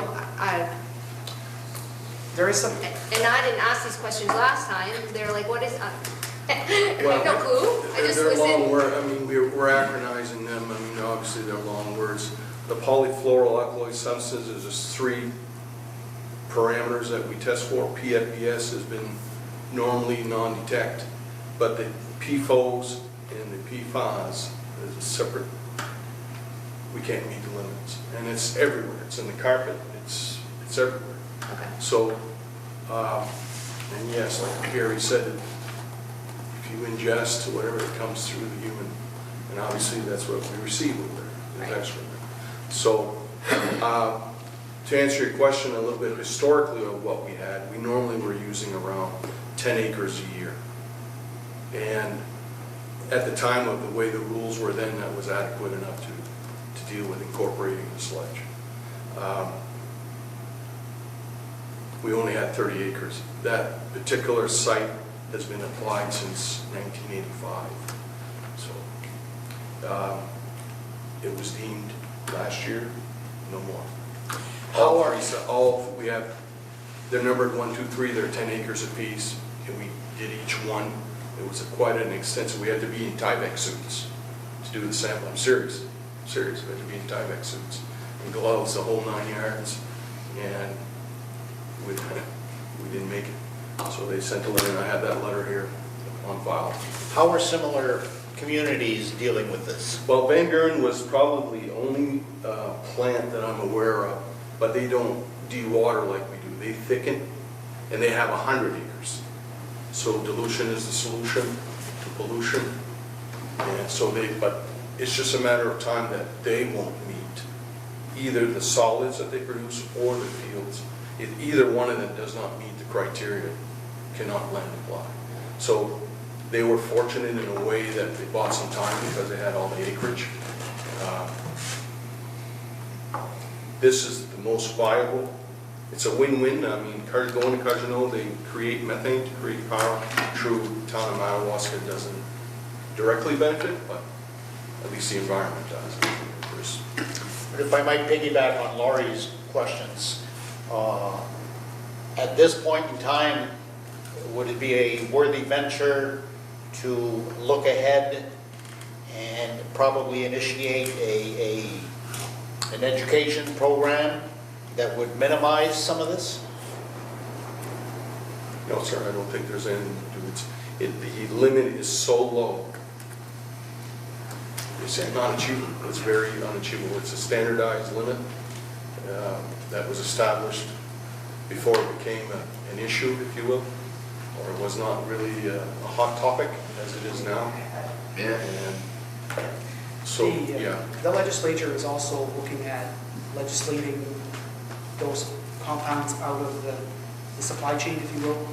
So I expect that they're going to be working on mandates or legislation that prohibits uses of certain, like food manufacturers, if you're using a certain kind of a packaging product or whatever, wherever the product is in, whatever those compounds are in, I think they're going to try to legislate it out to get it out of the cycle, the regular cycle.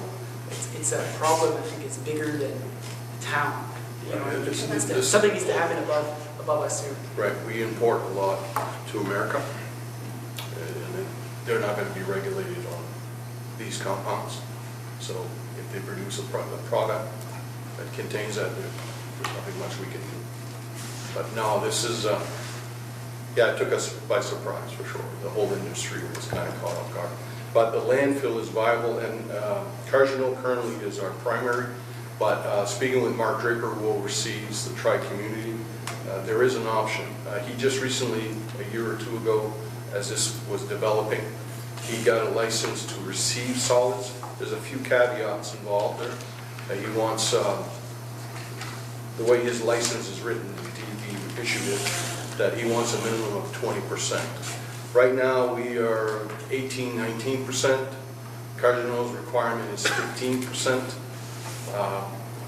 I'm investigating new polymers. As a matter of fact, I just had our vendor come and do some testing. I think we can achieve, especially now with the new equipment, that we can achieve that 20%. So what that does is create another option.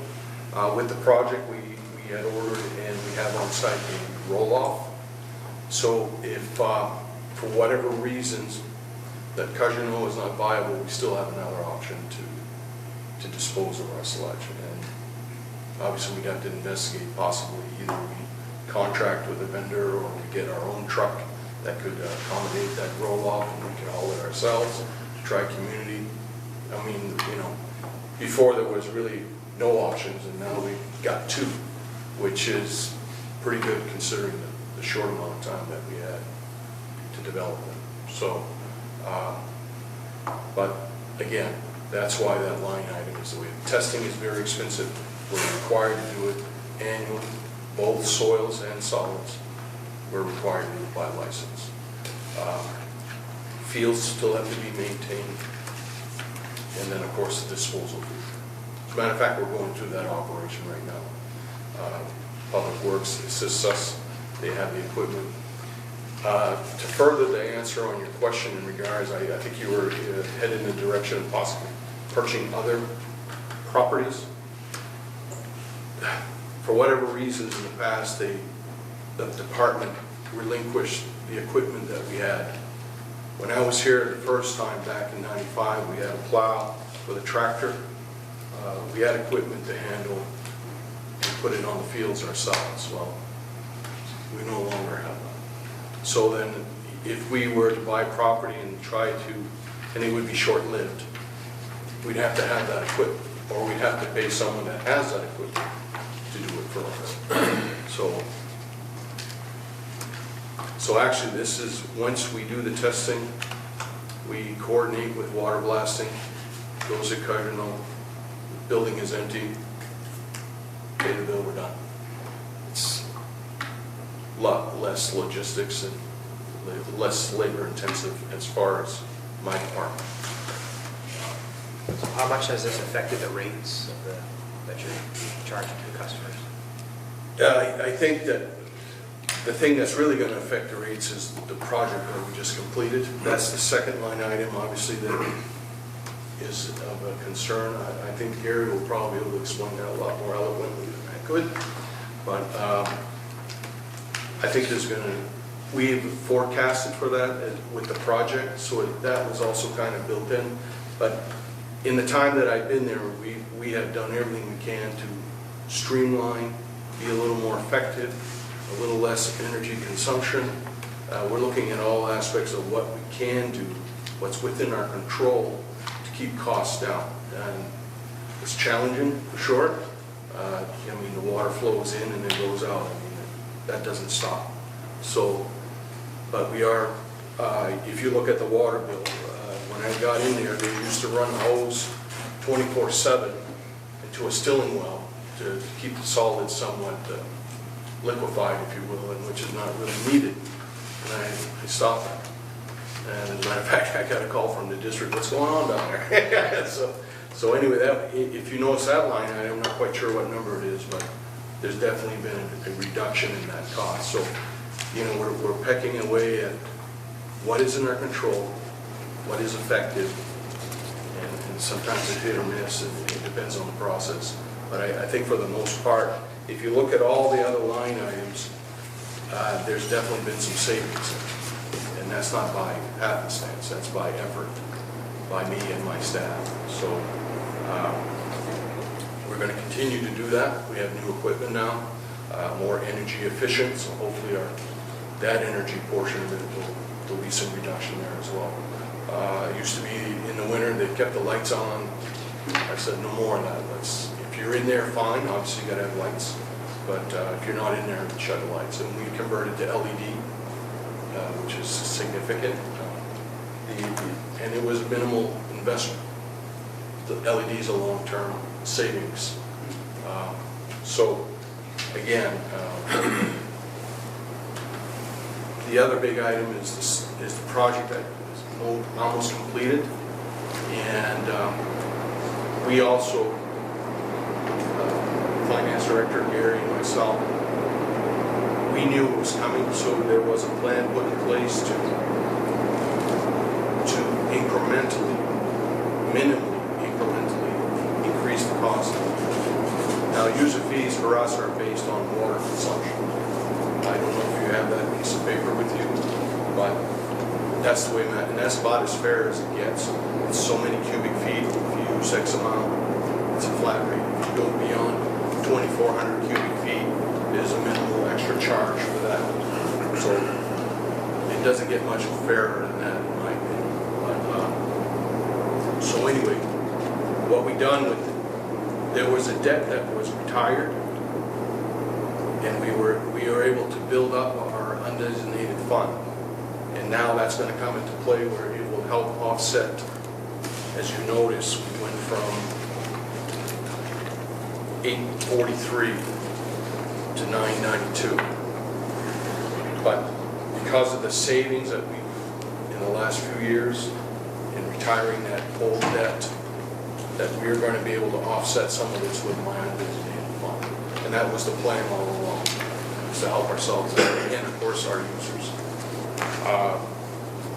We were talking the other day, I think we've got a couple of years for sure that we'll be able to offset some of that. So the plan when the previous board in this project, so the project was two components. There was the in-ground replacement of old pipes that were leaking water, CSO work, and then a lot of work, upgrades at the plant, and built in some capacity added in.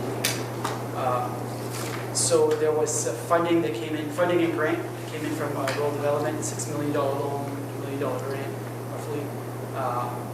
During the project, during the course of the project early on, I think I talked about this in one of our budget meetings. The engineers thought that there was probably a lot more work that needed to be done. The amount of grant that you get from rural development or DEP, there's a lot that goes into that. They look at the rates, the user rates, the debt service, the number of users. There's a lot that goes into what determines the amount of financing, the amount of grant. So we had the initial rural development project, and we applied for, we put in for DEP, CW, SRF funding. That is almost every year, every other year, you'll see an item in the bond, in the November election, state funding for clean water or drinking water projects. And the way that works is that engineers come in, they take an analysis and accounting of your system. They cite the issues, they come up with a budget number, they look at a lot of different things. Communities send that off to DEP. There's a scoring process that goes through, and you get ranked whether or not you qualify for that funding. So under the CWSRF project, we came in second in the state of Maine for funding, which meant that we were able to leverage $1 million grant. With our $1 million grant, we borrowed $695,000 for roughly $1.7 million of additional work for the project. So both of those projects were approved at town meeting. Funding for that was approved at town meeting. Debt service came in. We were pleased that the interest rates fell when we locked in for my interim financing. We did that last, I think it was in February or March. And so the financing is all in place. The increase to the debt service is affecting the budget. What the previous board did, we were retiring one sewer loan that we had on the books. They kept it in the budget to let that build up our surplus and use that money, okay, to help offset the increase in subsequent years. It's about $190,000, I think. Well, that we saved this year. Yeah, for money that we can use to reduce the rates in the next year or two. And so what the plan was discussed by the board, that the rate increases would be 4%, and then the last year, next is going to be 7%, utilizing the money that we were able to build up in the sewer department's reserve account or their undesignated fund. So we haven't calculated out what the rate is going to be yet. We obviously have to finish with the budget here, and we need to sit down and crunch revenue projection based on flows, what we think flows are going to be. We look at history for consumption. We need to look at the budget and then see how much, for a future discussion, we're going to have a discussion about how much money we're going to take from that reserve to offset the increase, to help mitigate that increase moving forward. Questions?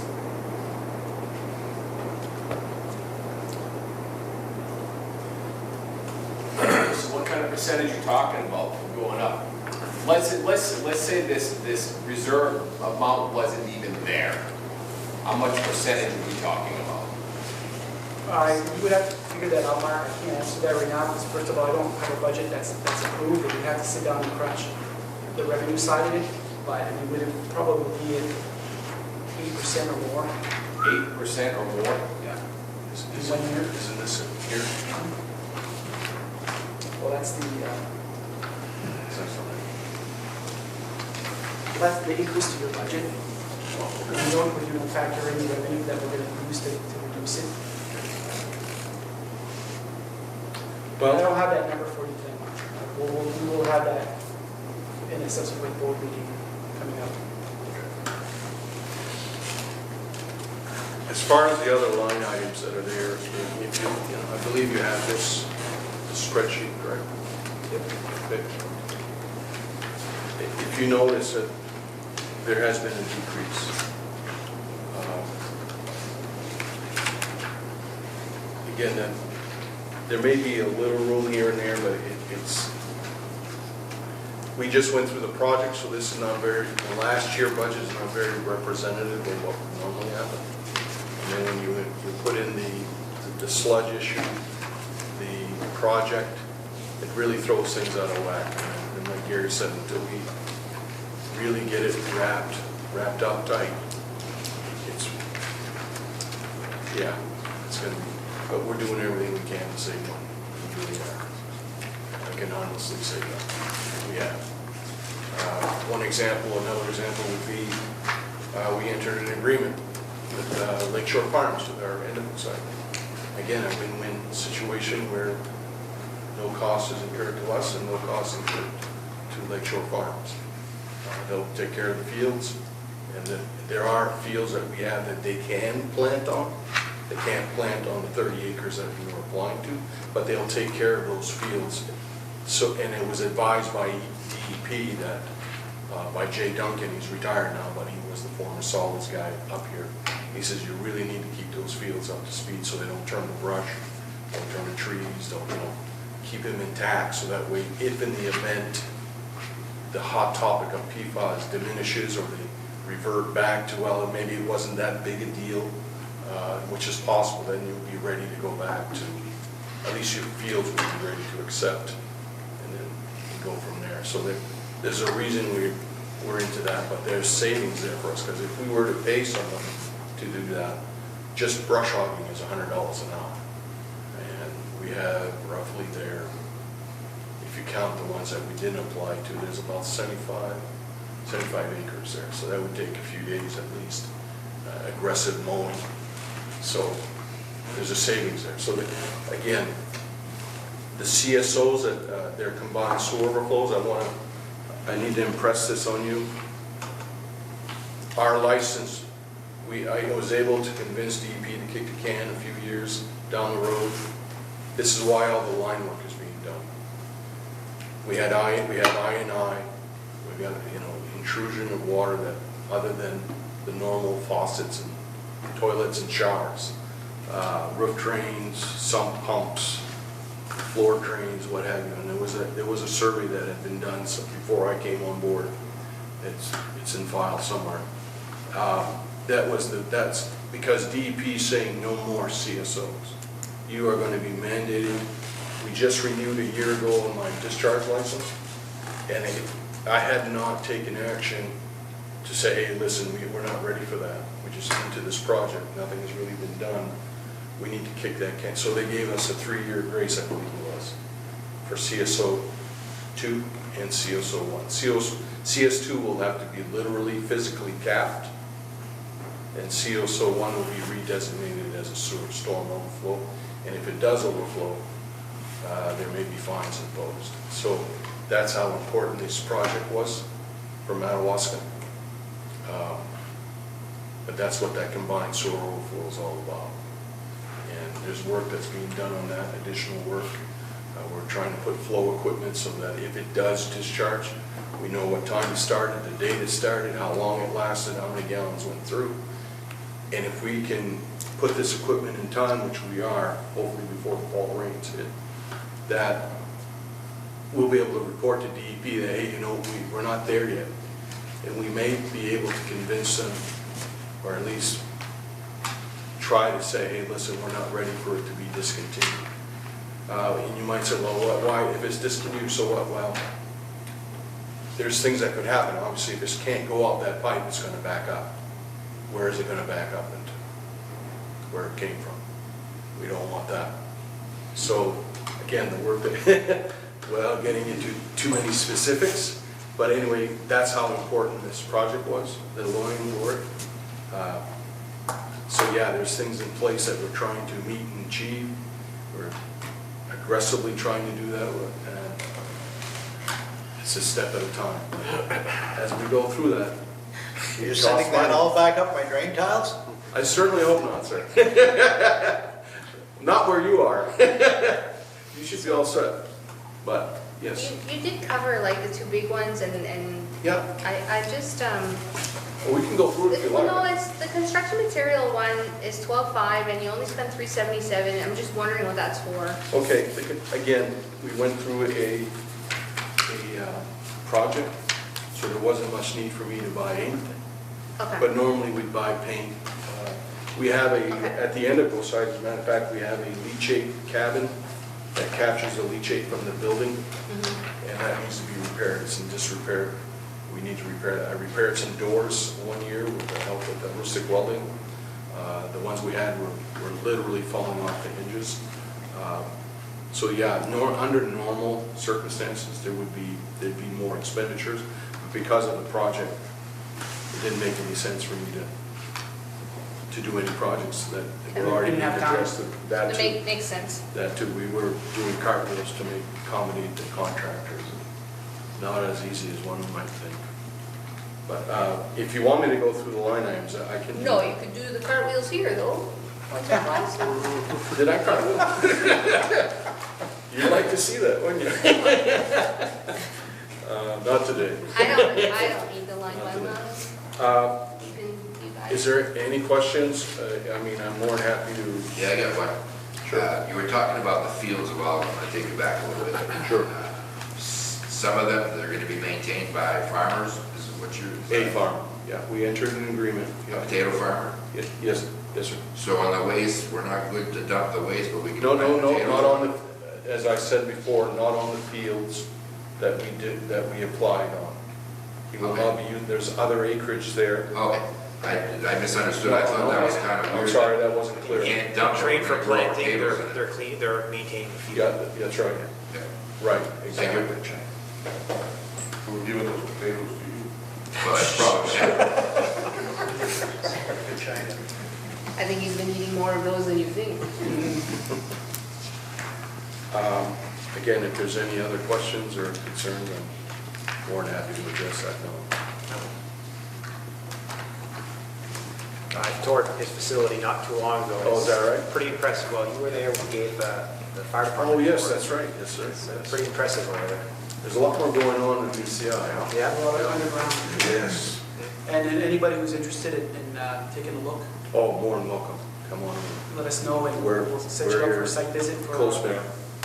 And you have a position you'll be filling there in the fall? We are going to be searching in the fall. We're hoping to fill at the beginning of the new year, and I'm hoping that this COVID, this whole kind of settles down, and we'll see. Right now, myself and my maintenance guy are still learning the wrinkles, if you will, and working out the bugs. When you get new equipment, there's always these little things that have to be addressed, and it wouldn't be fair to a new employee if they came and we were in the process of learning it ourselves. So, yeah, part of my logic in it is that when we do find that individual, that when we instruct them or train them, that it's confident stuff and it's not like, well, we kind of think it works this way. I don't want it, that's no good for anybody to do that. So with the new equipment, I mean, for the most part, it's pretty straightforward, but because of the bugs and wrinkles, we've had to kind of make adjustments to make it work. Mark, safe to say that the treatment process and everything that makes that happen, it's sort of a living, breathing thing. And, Yes, it is. And you know, you're growing bacteria to process waste and, you know, to get everything coming out the pipe to be compliant. And so until they learn a new system, you know, they're tweaking and they're learning, and, you know, they've changed the system quite a bit over there. And that's what he's referring to, is that until we know how this baby breathes, then Exactly. It is a process, for sure. Sounds like a crappy job. What's that? That sounds like a crappy job. I've heard that one before. I don't think there's not too many I've heard. Probably not. That's the best you have. That's a dad joke. What do I got? I mean, that's all I got. Well, it's a crappy job, but somebody's got to do it. thanks. Well, you know, when people say they take shit, I take shit from everybody.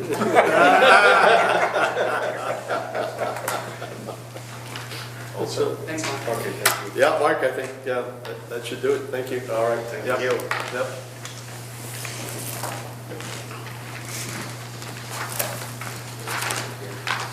All right, if we're moving on to what, Article 7? Are we adding governing body in here, or Yeah. are we not? Can we do that at the, after these two, after 7 and 8? Or Oh, yeah, okay. Yep, I've got it noted, so we can certainly do that. All right, so we're back to capital, Article 7, consider capital and reserve budgets. All right, so you look down through, you can see 2 columns approved and proposed of last year's, our funding levels, and then this year's funding levels. So essentially, the bottom line, I'm going to start with the bottom line for you. Last year, we were funding at about $399,506. This year, we're looking at $352,000, and that number accounts for things that we're no longer funding, and then having brought in projects like Gerald's roof project at the safety complex. So going down through, we have the first one in the proposed budget for $40,000 for Jim's miscellaneous big ticket items for fire trucks, compared to $54,656 of last year. Moving down below, we started funding the recreation facility reserve, the tennis courts. We were getting a lot of input from people up in the chapel and, you know, up at the Green Point area, that the tennis courts had some issues. There's a depression in one of the tennis courts in the asphalt, and water pools up there. And so, and it creates a slime. And so, when we last did some upgrades to the tennis courts, they were up here on French Street. The tennis courts, and most of our parks were funded by Land and Water Conservation Funds, federal funds administered by the state of Maine. Goes back 30 years. We have an obligation to maintain those in perpetuity. And they do come in and audit. They'll come in every 5 years or so and check to see if we're keeping up on, we're maintaining something that they made an investment in. So with the tennis courts, Kevin, there was a lot of discussion about how we were going to fix the tennis courts. There's getting quite a bit of use up there. They use it a lot for pickleball. But there's that one of them that has a puddle there. We thought about cutting out that depression and putting in, building and leveling that out, or using a shimming compound or material. But then you have to resurface that with the coating that we put on tennis courts. It's pretty expensive, so we couldn't do it all in 1 year. So the board last year decided to start funding a reserve account to tackle that project when we have enough money to do it. So last year, $5,000 was put in, and this year we're keeping that in there for discussion, obviously, $5,000. I want to, at the last board meeting when we talked about capital, this budget coming up, Lori asked for what we have in our reserves. The last page of the packet shows what we have in reserves. I would just say that when you're looking at that, the numbers really start at account number 37-330-01. Everything above that is accounting speak. It's not a number necessarily. So if you look down through, you see the different items that we have, the reserve accounts, balances that are there. So that'll help guide you in your thought process for where should be. Is this too much? Is that not enough? Where do we need to put more? Where do we need to put less? Or where do we need to take from potentially? So I'll continue my way down, if that's okay with you.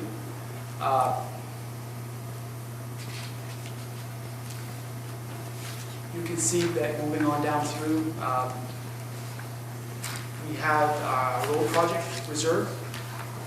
Again, to highlight that, the road project reserve account, historically, we used to put all of the road project monies, paving, in preparation for paving in the department's public works, Kevin's budget, public works. Those were capital outlays, and they should be budgeted as such. And so, for accounting reasons and for reasons for audit, because we had projects that overlap from one fiscal year to the next, and when we close out a business year on June 30, we can't pull money from that year forward. And so, what we decided to do is transfer, reallocate a good portion of the paving line in public works budget into the road projects reserve. There's money for paving and culvert replacement and anything road projects related to support that department. Being in a reserve account like this makes sense because, number one, you never know what kind of project you're going to end up having in public works. You could have a big stream culvert crossing that you're going to have to do. We know that we're going to have to tackle the one on the bottom of Guyan Road here in a number of years. There's some issues there.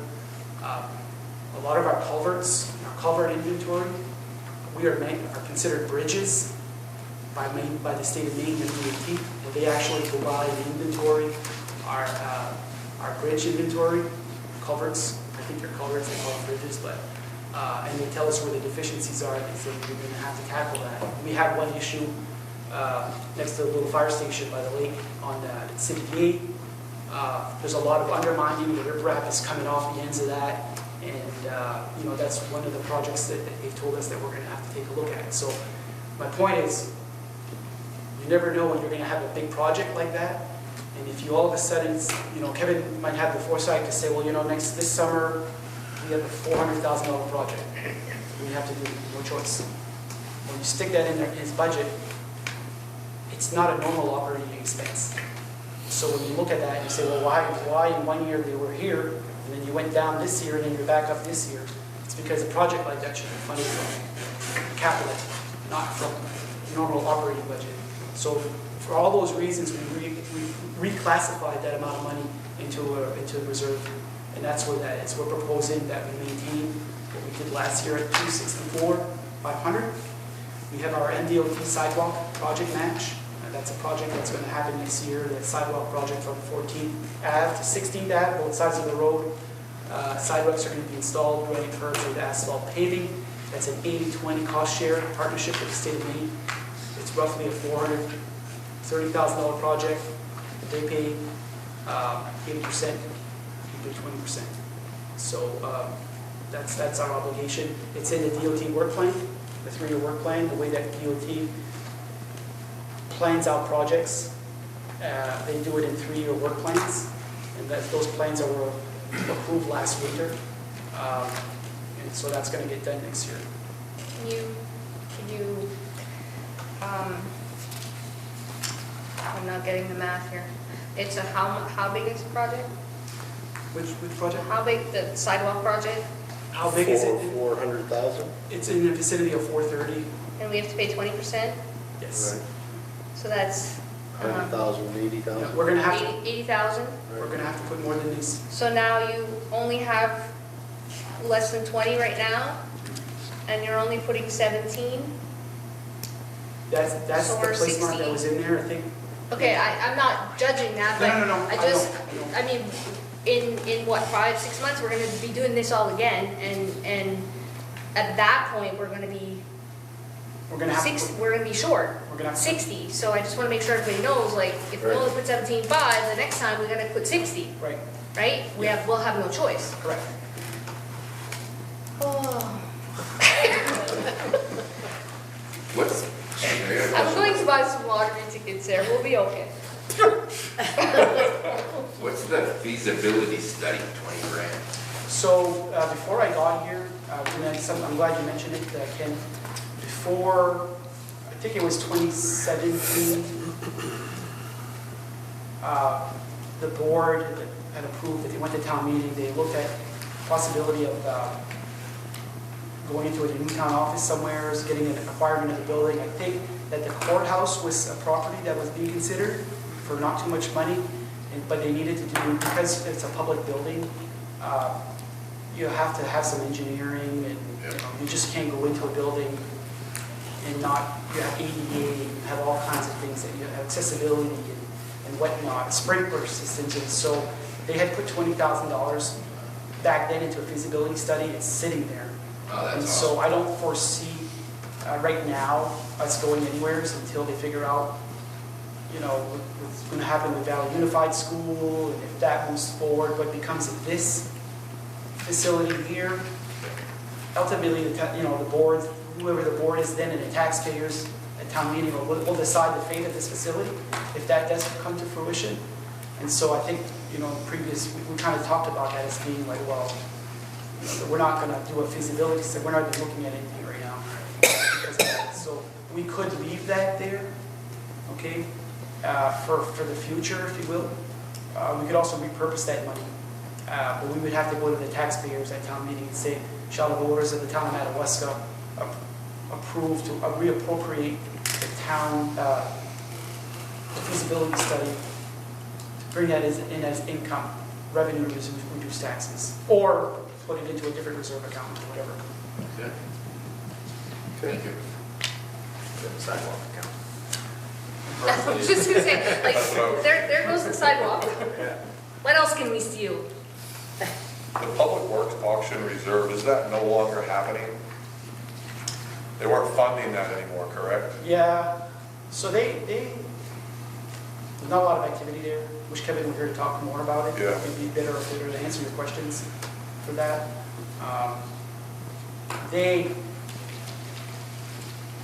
If they have like scrap steel or a piece of equipment they no longer need, they'll auction it off and they basically fund themselves. That's where that money comes from. They use that for, if they need a piece of equipment or something, and they'll come to the board. The board is the trustee of reserve accounts and say, hey, can we, I got this piece of equipment we're looking at, can we potentially take that from there? Makes sense. Are you going through this capital projects fund, or do we just keep throwing out questions, or? The last thing that I have for you on there is the discussion on Gerald's project for the safety Oh. complex. We talked about that last week. That's there as a place mark. Again, just to kind of recap that discussion, for those who were here today that weren't here last week, Gerald has a 2 to 3 year stage project over there to replace a rubber roof on the safety complex. He can tackle it in thirds, right, Gerald? And the cost for the first part of the project is about $150,000. When we started this project, we thought, well, this was before COVID, this project would have happened this summer if we would have moved it forward. But, everything, we pulled the handbrake on this process with COVID, and now we're in the fall, so we're not going to do that project this year. So that gave us an opportunity to say, well, a couple of chances here. We can fund this project in next year's budget and just forget it altogether. Or we can fund it in reserves, take that money, half of it, fund half of the first third of the project, if you will, easy enough, this year, and we'll put the other 25 in the next year's budget, so we can do that first part of the project next year. So that was something that I felt the board could, with recommendations from the finance committee. Do we want to leave the 25 in there and start funding that project? Do we want to leave it out and just fund it all next year? Do we even want to fund it at all? I think at some point in time, it's going to need to get done. We just did the roof over the fire station. Not this past summer, but the summer before. And Jason would probably agree with me that in there were actually plastic drapes hanging from the barges, and there to direct water off the fire trucks coming through the roof. So that's been fixed. Now, we have that other part of that facility that's going to be taking some work.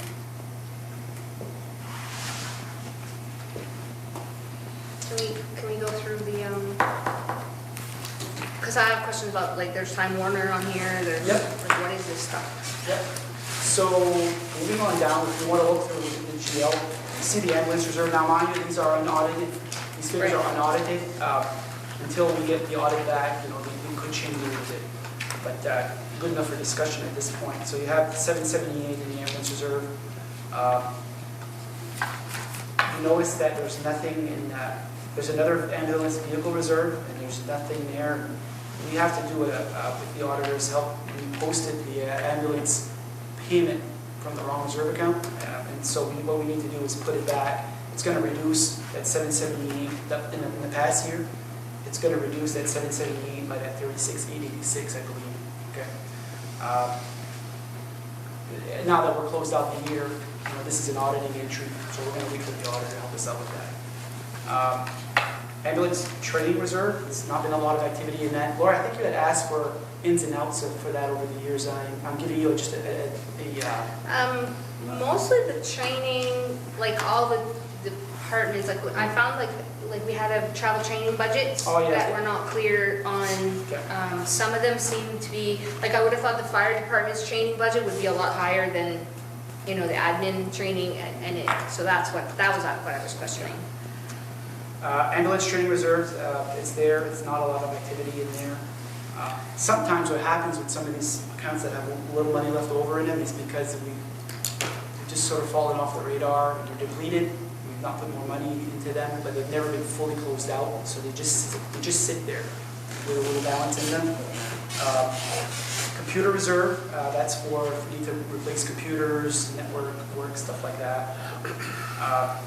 Employee appreciation reserve, the town, depending on the year, sometimes they do a Christmas party for the employees, and that's funded through here. We've not done one in the last year. Fire department reserve, that's a small reserve account they have for whatever they need there, equipment, repairs, but not. $31,000, $31,500. Deferred compensation reserve, we started funding that as we had an unfunded liability there.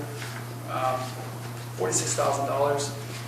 Deferred sick leave reserve, $30,600. Police car and equipment reserve. Some of that is, we should go ask where you will talk about it, but some of that money is from the drug bust on Lake Shore Road a few years back. And there was an influx of money from the forfeiture, the asset forfeiture that came into the town. And that's where a lot of that, I think that's where that money comes from. Public Works Auction Reserve, I just talked about that. For Chris, there's $9,300 there. Deferred vacation reserve, so the town has, under the old personnel policy, could accrue unused vacation time and cash out. We don't have too many employees left under this old personnel policy that would cause us, I think we're well funded there, we no longer have to fund that. Document preservation reserve, we have tried to fund this line. We have old books of vital records, births and death certificates primarily, that date back from records beginning. And so, we were doing this in Senegal too. We're starting to digitally archive that. There's a company called CoFile that we use that does that for us. And so sometimes with CoFile, we might have books that are really bad, and we do some preservation work to the books, but we also digitally archive. So we've chipped away at this whenever we can get the funding for it. Website update reserve, $11,168. Public Works Equipment Reserve, $36,992.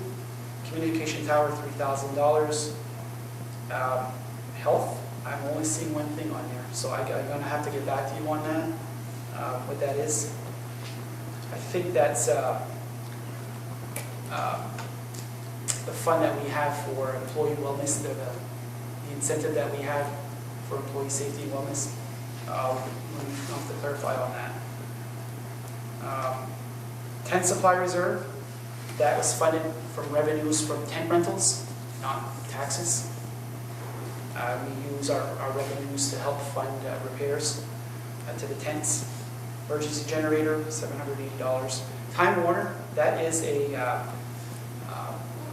every town in Maine that has cable TV has a franchise agreement with Spectrum. And so in Madawaska, cable TV franchise agreements are negotiated with the cable TV provider. So that's a negotiation that takes place. Spectrum, Time Warner, but not Spectrum, funds the basically, if you look on your cable TV bill, there's a local fee there. I can't remember exactly what it's called. That's the local franchise fee. I think that's what it is called. That's paid to the municipality. The municipality can use that for whatever they want. And in the case of Madawaska, we use that to fund WWL. So money comes in from Time Warner. It sits there, and then we pay out WWL as well.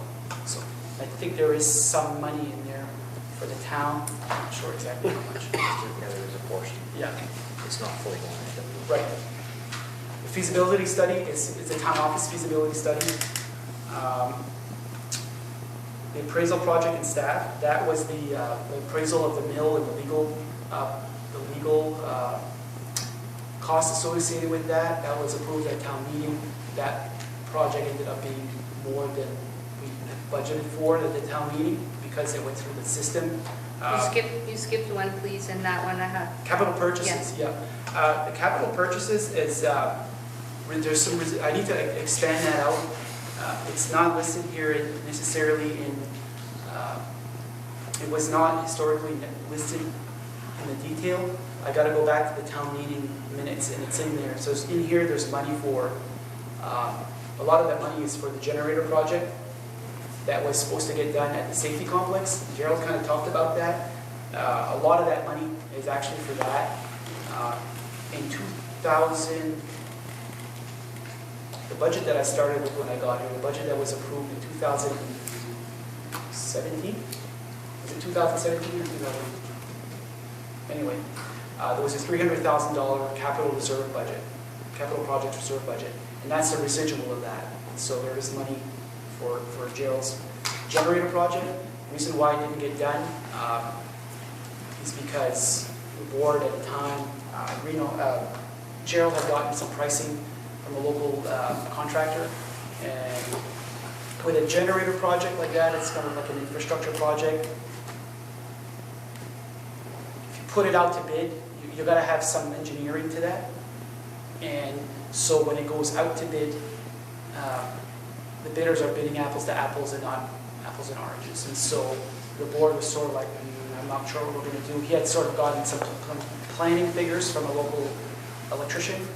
And the project never materialized, we kind of just stalled right there, but the money is sitting there still for that. That generator, Gerald, if you want to talk about it, I mean, it's taking in the water from the antifreeze going into the oil, and, you know, it's just a matter of time we're going to have to do that. Yeah. Gerald, feel free to chime in. Did it all. I could take a break here. Since I'm talking. What kind of engine's on this generator? It's a diesel, Cat, how many Detroit? How old is the generator? 40 years old. Generator still works, the engine just needs to be rebuilt. Yeah, but it only furnished half the building. And 40 years ago, Oh, okay. it was only lights for the doors or even for the doors and that. So that's the you need. With the fire trucks, get out there, the power on it, you need to, that needs to Through work. the door. That was doing bridge route? Yeah. All right, moving on down. Yep. Our sidewalk match, we've been budgeting at 73.5, but we've been paying Sewell Engineering is the engineering firm on that project. So we have been paying engineering costs as we've been going through this as well. So that's why it's not, we've been putting in 75, but we don't have the, if we need 75 to 75, we would have. So to- some of the match has already been achieved. Yeah. Okay. So that's another number I'm gonna bug you for. No, Well, I mean, we have to know, you know, like we go with this budget out or this way, and then, you know, the next time we come around here, we all look at each other like we're lost because, well, we didn't know that. We gotta know. I wanna know how much every roll of toilet paper costs you. Pre-COVID or post? I was gonna say this. One ply. Oh, jeez. The town's 150th reserve, last year we funded $30,000 with the Acadian Festival to do a bigger Acadian Festival to do celebrate our sesquicentennial. There's $509 remaining in there. Our road project reserve, that number is, I got to talk to Kevin. I think that's zeroed out there because we spent that. Right. It's not reflected in here. And Recreation Department Reserve, that is, That 5,000 over here for the tennis court from probably. last year. So with that said, that covers the capital reserves budget. We do have the revenue budget that we can go over, and we also need to talk about the governing body. What do we want to do first?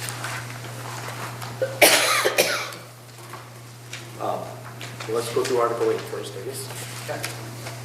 So over here, you can see the revenues that we take in. All revenues that are generated by the town are used to reduce what we need to collect in property taxes.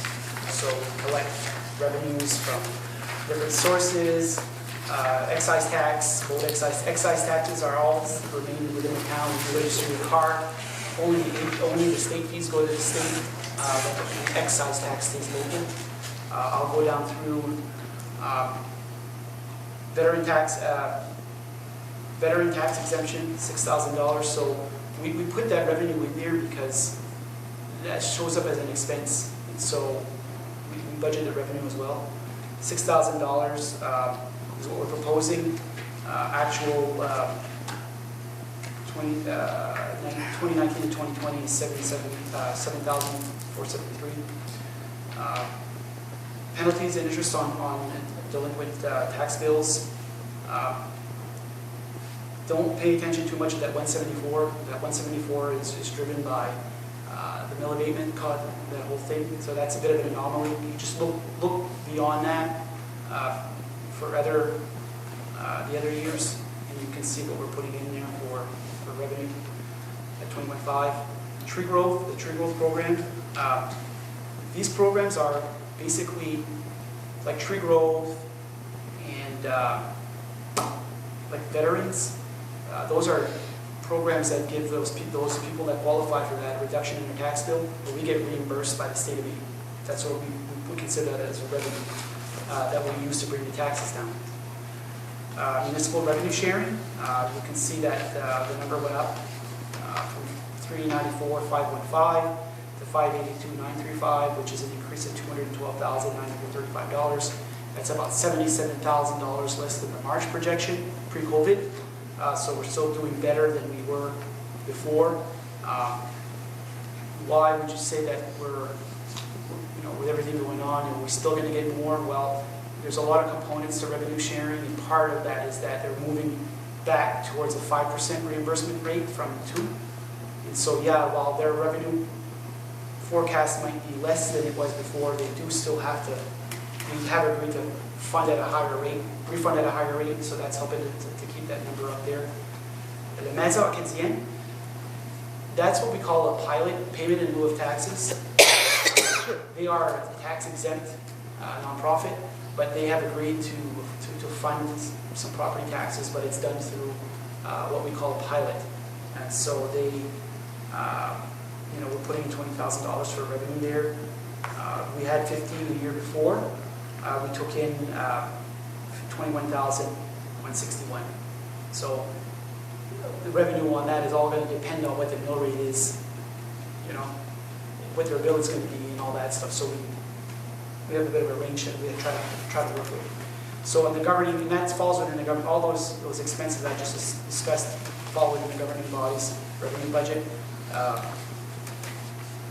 $636,935 as compared to $416,500, an increase of $220,435 over last year. Town administration, under there we have our motor vehicle excise tax. Last year we've been budgeting at 700. Last year we were at 700. We took in 804,000. We took in 804,396. We're proposing the same. Excise tax is a bit of a projection because you're assuming, we look at the history and we look at what we think the trend is going to try to be. If there's things that happen, like if we lose a trucking fleet, for instance, then we would know that and we would say, okay, well, we're going to have to shave our projection a little bit. Based on the history and based on COVID and whether or not that drives down excise tax collections, and we're saying that I feel comfortable we can be at 700,000. I don't feel that we should be at what we're actually think we're taking in right now.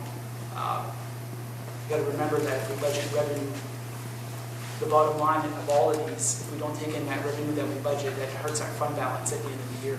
So it's good to try to have enough cushion, if you will, to be able to roll some money into the surplus. Boat excise tax, $2,000 is historically what we've been budgeting in there. Motor vehicle fees, we've gone up a little bit from the year before by $2,000. It's at $12,000 now, and that's because the fees went up last year for motor vehicle fees, which was authorized by Bureau of Motor Vehicles and approved by the board here.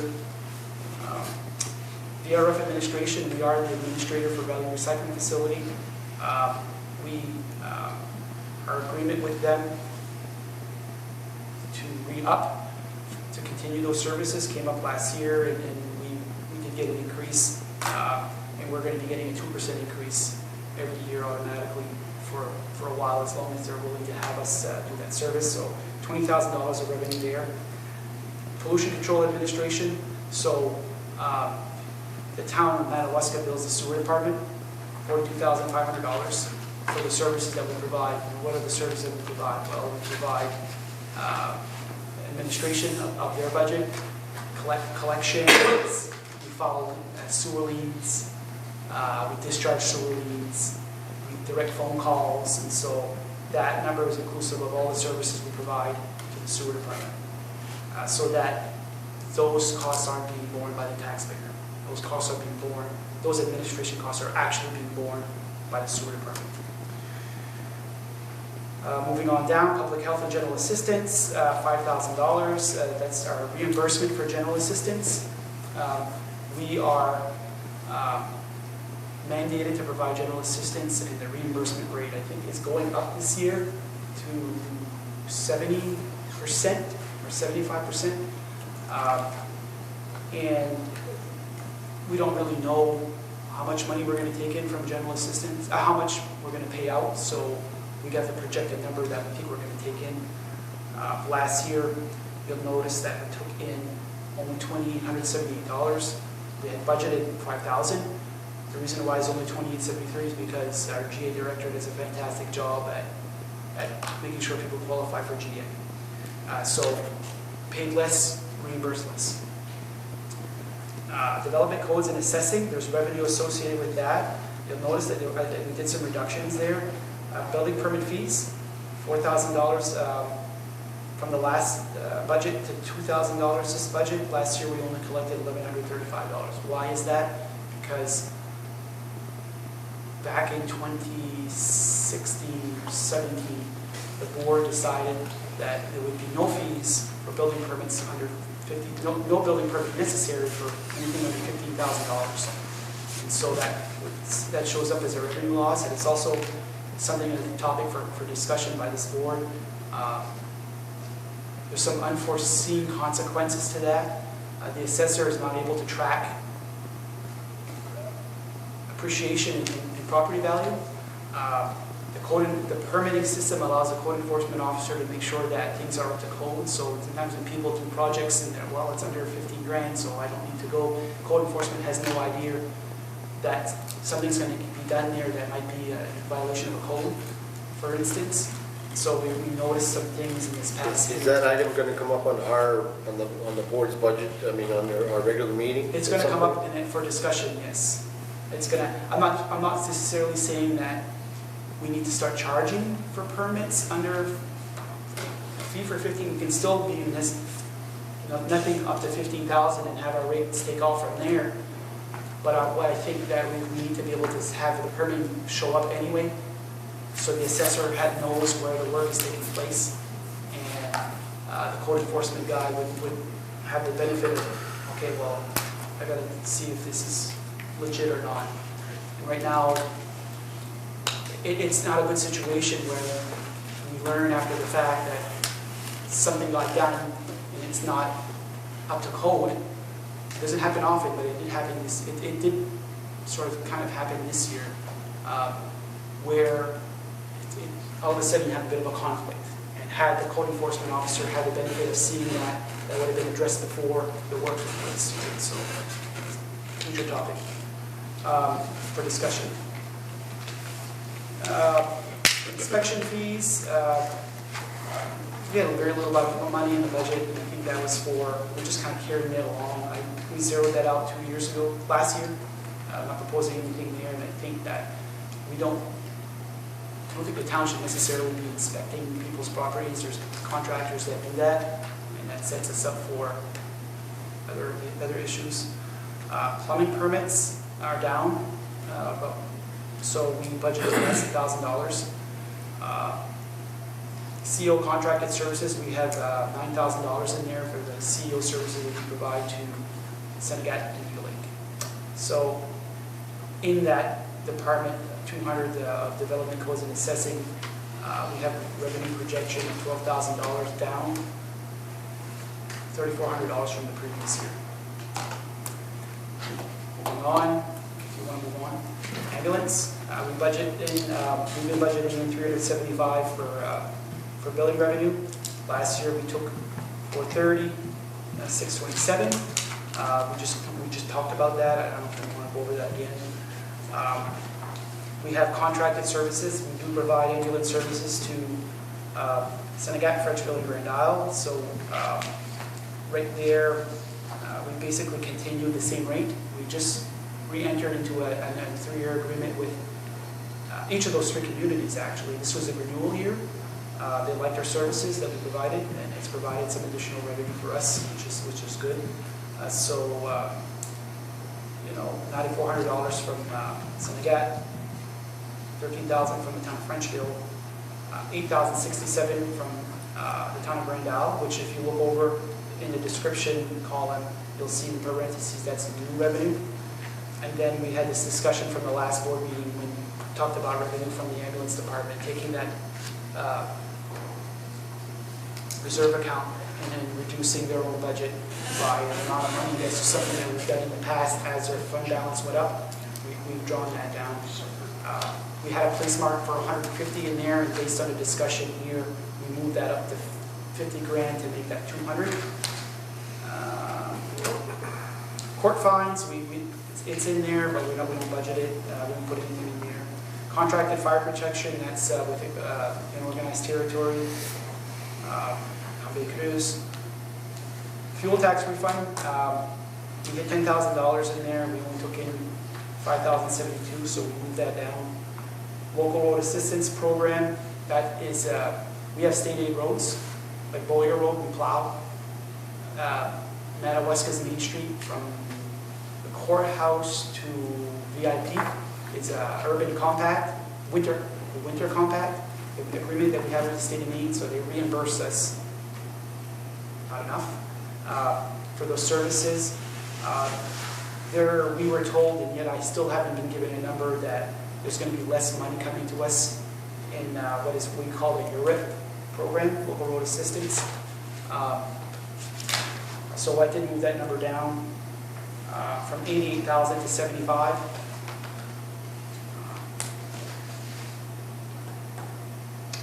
Moving on down, tent rental, $2,500. We continue that, and building rental at the multi-purpose, $2,000 is what we're thinking we're going to get for revenue there. Last item on there is the town-wide insurance, the insurance premium refund. This is something that we get every year. We do pay. We get a dividend on workers' comp. So if there are no claims, and our payroll comes in less than what we projected out. We have to project out what our payroll expense is going to be for workers' comp, and if we don't fully draw that, if we're less than that, and we don't have any claims, then that results in a refund coming back to us. So we've been getting some of that every year. Any other questions on revenue?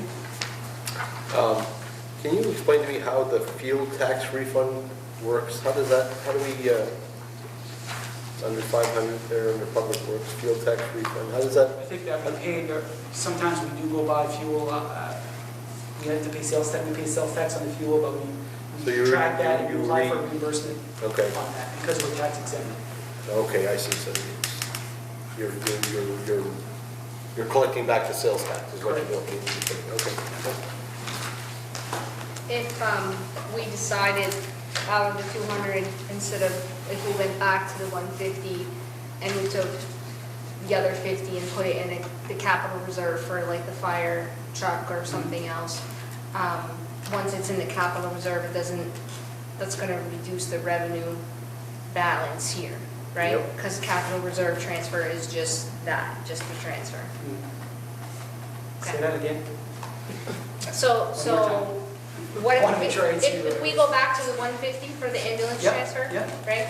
We're going to reduce our revenue because the transfer is actually just a transfer from one to the other. So whatever reduction we're getting on the mill rate with that 200 it'll go down, right? Yes. Well, if we take in less revenue, we call it revenue, but it's using that money to reduce our tax commitment. So we call it revenue. So if we reduce the amount of revenue we take in from the ambulance reserve by 50 grand, that would have the effect of reducing the bottom line, if you will, and that has the effect of, that's 50 grand we have to go get taxes.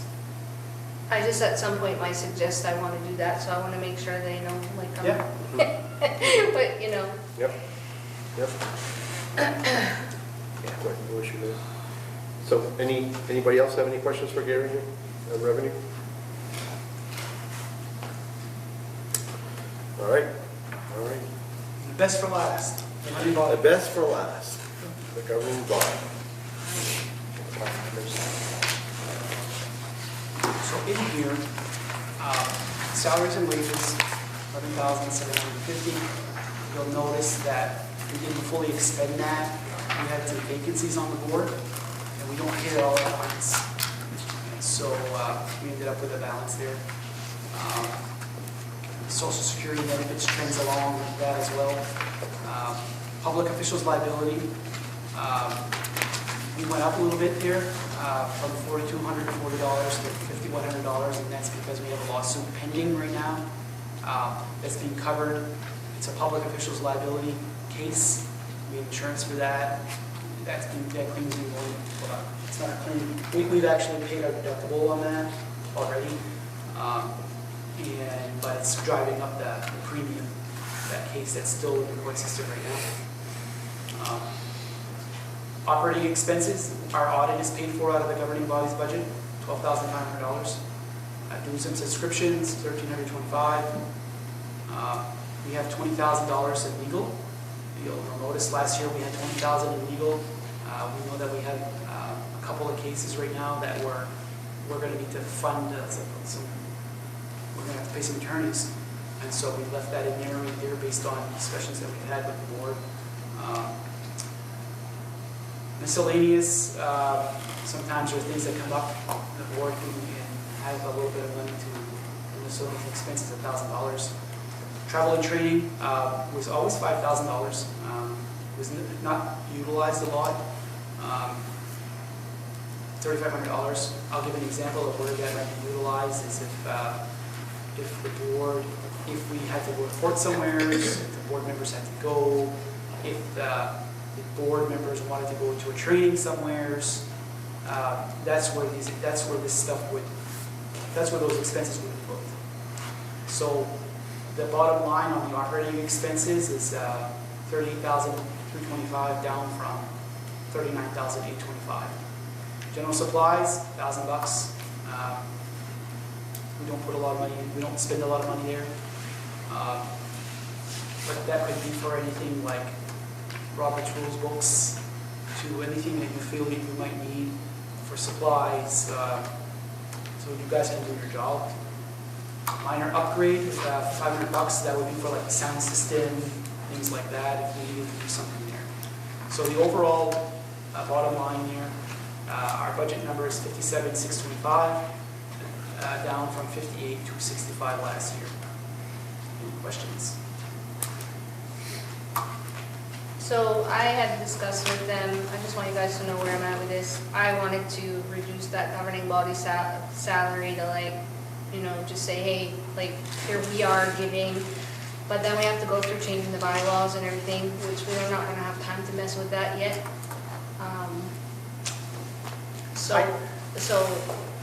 I'm going to leave it alone. Like I won't push that issue.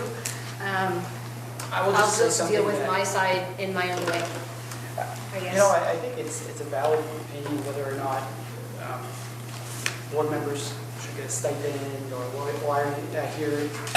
You shouldn't be there for that reason.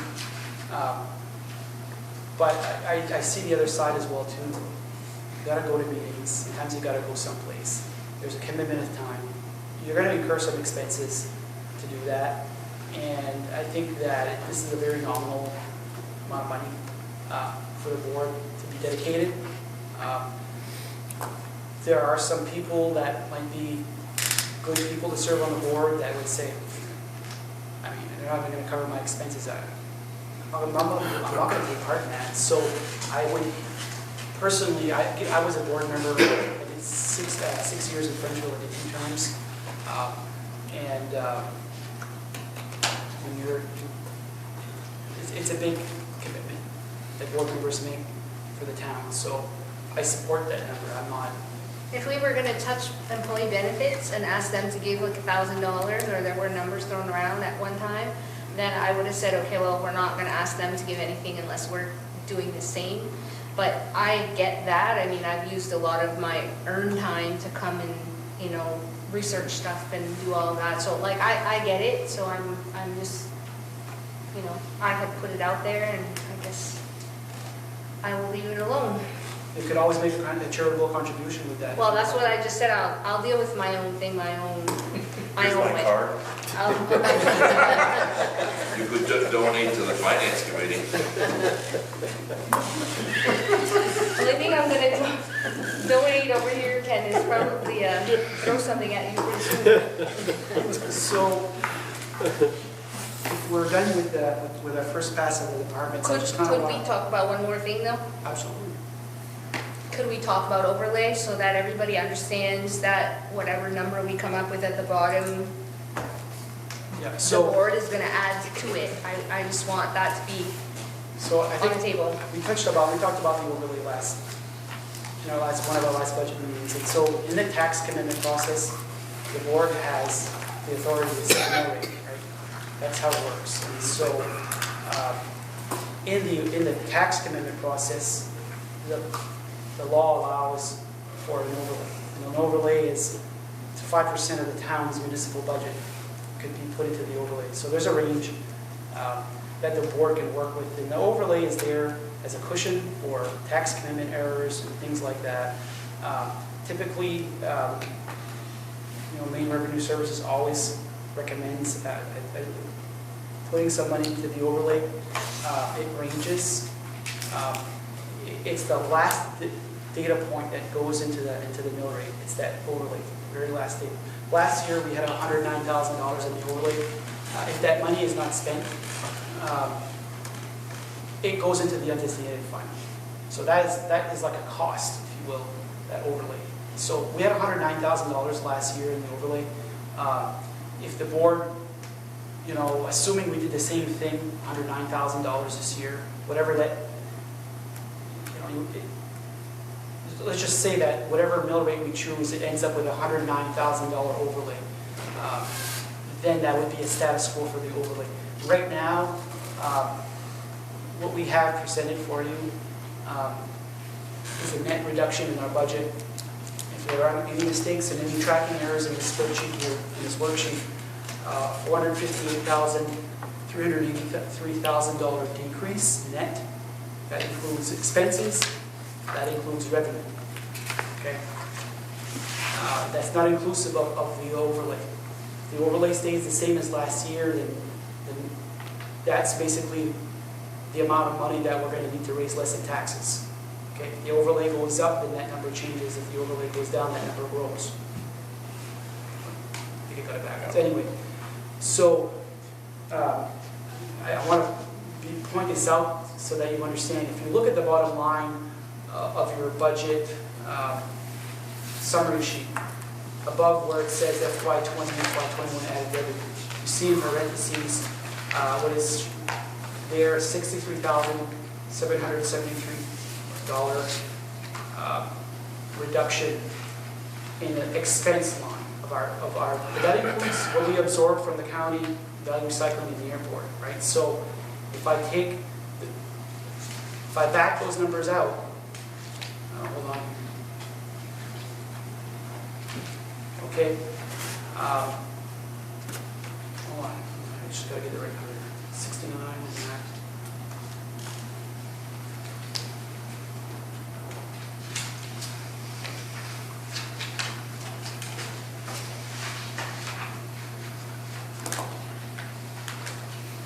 So right now, let's say the county tax and the VRF and the airport would have been flat. Our expense budget would have gone down by $135,000. But because we're absorbing that cost, it doesn't look like that much as an expense reduction. That's because those assessments, we plug them into the interlocal budget. Kind of wish that those expenses were tracked off to the side and not part of our budget. But it's there because people need to see it as well, and so historically that's the way it's been done. Right now, $350,000 is roughly about $1 million on your tax bill. So you got better than $1 million, probably $1 million and almost a third of a mill rate decrease right now, assuming that we plug in a $109,000 overlay, the same as last year. Or we'll make any other changes. The overlay covers, I'm not that concerned with COVID, but the overlay doesn't just cover mistakes, it covers tax bills that don't get paid, correct? No, it covers tax commitment errors. Just the errors. Yeah, the overlay is not a slush fund. So we could actually decrease the overlay if we wanted to. It's not I advisable. don't want to, but, It's not advisable. no, I don't want to, but I'm just, Because we gotta look at our undesignated fund as well, that's dwindling. That's been depleted.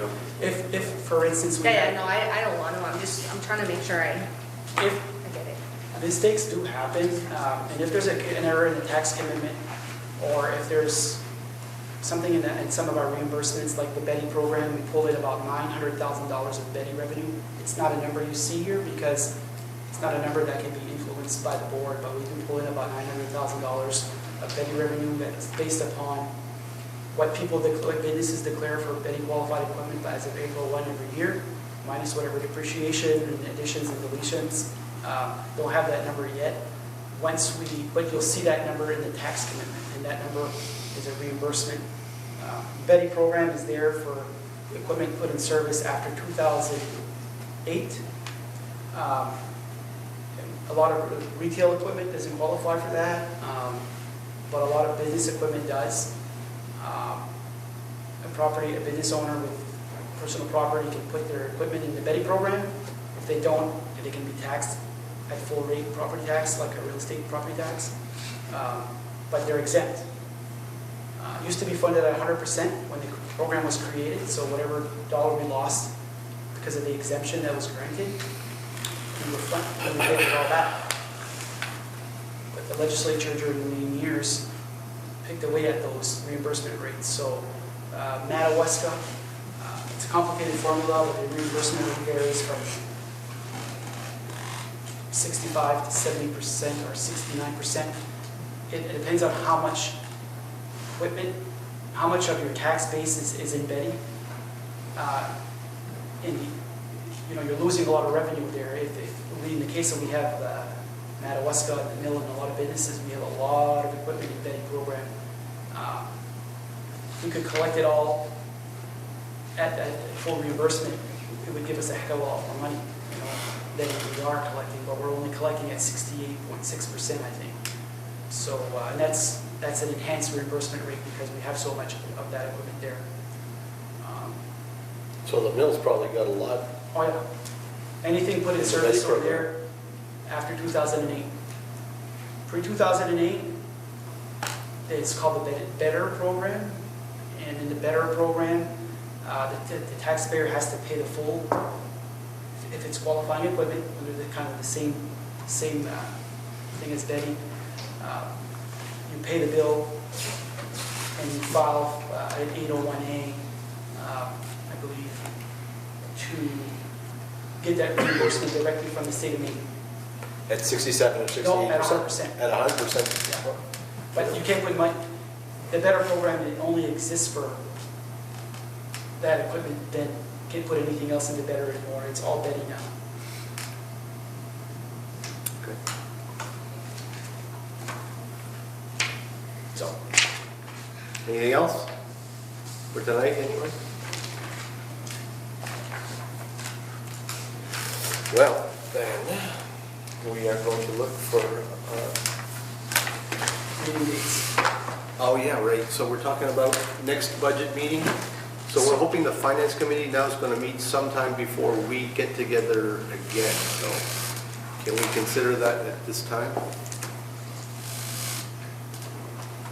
I don't know what my availability will be evenings next week. I'm pretty tied up. I think till 6 p.m. if not later next week in a virtual training. I don't know how Well, we're going to have to wait till you guys meet and decide on when we get together beyond that. And really, your meeting here is going to dictate when our next meeting occurs. are we facing a deadline that where we should meet next week? So, Or can we push it to Monday or Tuesday? I think if you're not going to be able to do next week, I'd like to see you guys try to do it early as possible the following week. conceivably are gonna have at least 2 more budget meetings to cover with the big lift by this board to go get it done in the final pass in 2 meetings. A lot of departments to cover. Some of them will be a breeze, the things that we know that are easy, small departments. Others might have to involve a little bit of discussion. So if we can do it in 2 more meetings, I'm just looking at the timeline here for town meeting. I want to go to town meeting in September, not too late. So 2 more board meetings. Are they going to both fall within the same week? Okay, once you're done. And then after that, we're going to have a board meeting for regular business. And then we're also going to have a board meeting to set the warrant for town meeting. And you have to have notice, 14 days. Get the warrant out. We got to send the books to the printers, all that stuff. So there's a lot of steps that have to happen. So, yeah. I think, I might be wrong, but were we discussing that you wanted to have a meeting in between because you have mentioned you wanted to have a list of recommendations? Or do we just do it together again?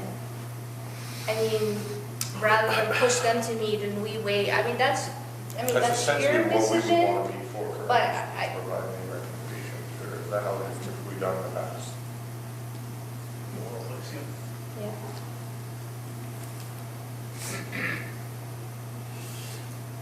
As a freshman chair, I wish I could tell you, or wish I could I'm the advise same you way, so differently. I don't know how we could, which way would work best. I mean, I love the idea that you're here. If we can do it together, let's sit then down. it eliminates a meeting for you. And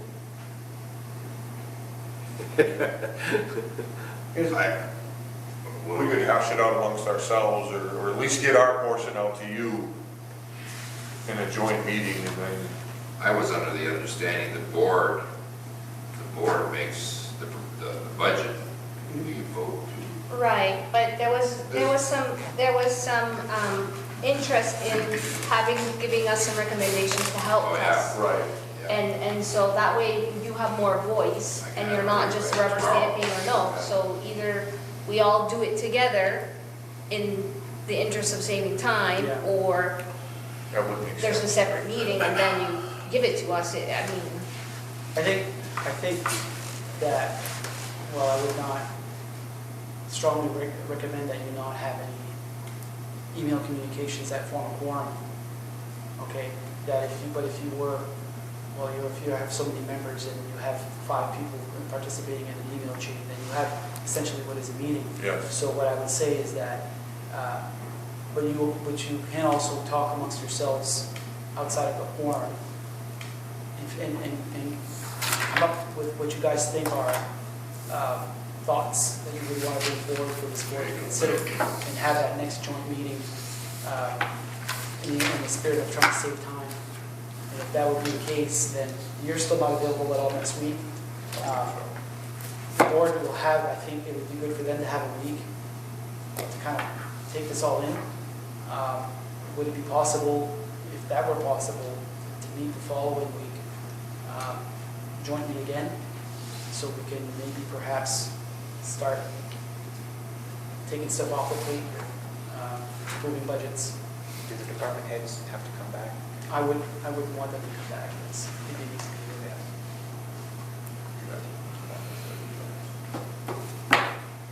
the normal process here would be what? Is it that the finance committee would really take a look at this and start saying, this is what we would like to see? Or is it the opposite, that we're presenting that to them No. for them to review? No, the process was that we'd gone through the whole budget. Yeah. Finance committee would meet as one committee, Yeah.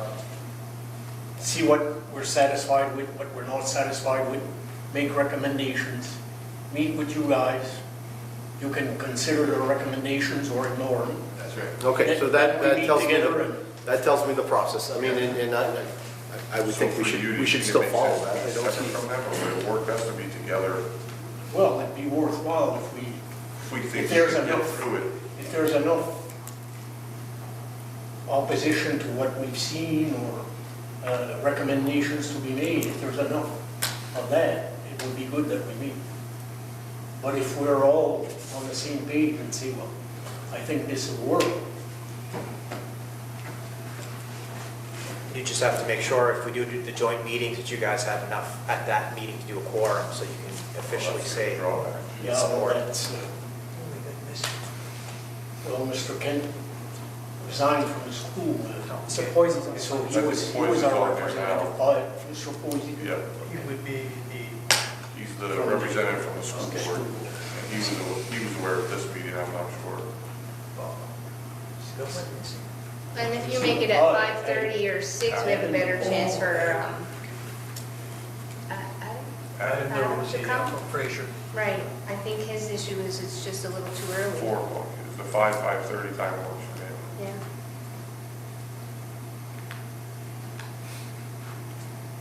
Well, I'm still with the idea that they should meet and decide. Well, if you guys can't meet next week, we meet the beginning of the following week. Yeah, so How much time is it going to take you to basically formalize some thoughts? When he, I think one meeting, Huh? I would suspect One meeting, but how fast can you get that back to us? Because we need to schedule a meeting that follows the same week as 2 or 3 days at the most after you. Should we do it? Provide that right away? next day. So if we plan our meeting for Thursday, let's say, can you guys meet beforehand and have enough time to be prepared for that Thursday meeting? Are you going to meet with us on the next meeting? Yeah, sure. So are you available on the 31st? Yeah, I'll do what I need to do, yeah. Or the 31st work for you? Does the 31st work for you? What day of the week is that? Monday night. But I think we can meet separate, we'll come up with our plan, provide that to you within the day. Right. So you guys are going to meet next Monday? Yeah, The So I'm gonna 31st. post- yeah, I'm going to post Can that you- agenda tomorrow. correct. Excuse me, and I'm going to put it for the town office there. Yeah, and can you do the 5 o'clock time? Is 5 o'clock adequate for everybody? So our meeting would be. What if you want Adam here? So we're gonna do what now from there? I think if we can give them a day or two. Yeah. I think it's 5, you meet the last one to come in. Need the last one. Are you going to get the comments back to us for this board to consider a day or two before, or are we going to get the comments the day of our meeting? So I think on the 31st, we'll meet, we'll get together. I think we can come up with our recommendations at that point. I can provide them the next day, I would assume. I don't see why we wouldn't. So if you guys want to do something Wednesday? Wednesday, which would be the Second. 2nd of September.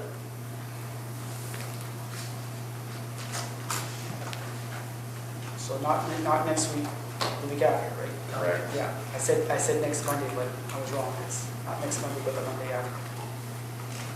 Which is the, Same time, September 2, 5:30? Is that going to be for a vote or just another discussion? I think that would be the vote. that would be the vote. Yeah. So looking at your budget meeting, your finance committee meeting is going to be on 31st? 31st Monday the 31st. at 5 o'clock, Yeah. town office. Town Well, office? Yes. so, And then you guys will be on the Second. 2nd of September. so they're having a meeting, they're gonna discuss the budget, they're gonna bring us recommendations, and then we're gonna discuss it that night with their recommendations and vote on every department that night, on the 2nd? Well, I don't know if we can do all of the comments, but we'll have to sit there and plot through the departments and see what we think we could squeeze in one night. Maybe there's a couple of big ones and some small ones, and try to, it'd be nice to just kind of go in order, but it doesn't really play out well as far as like, doesn't stack up well. So we just try to set them up so that we can have a couple of big departments and a bunch of small ones.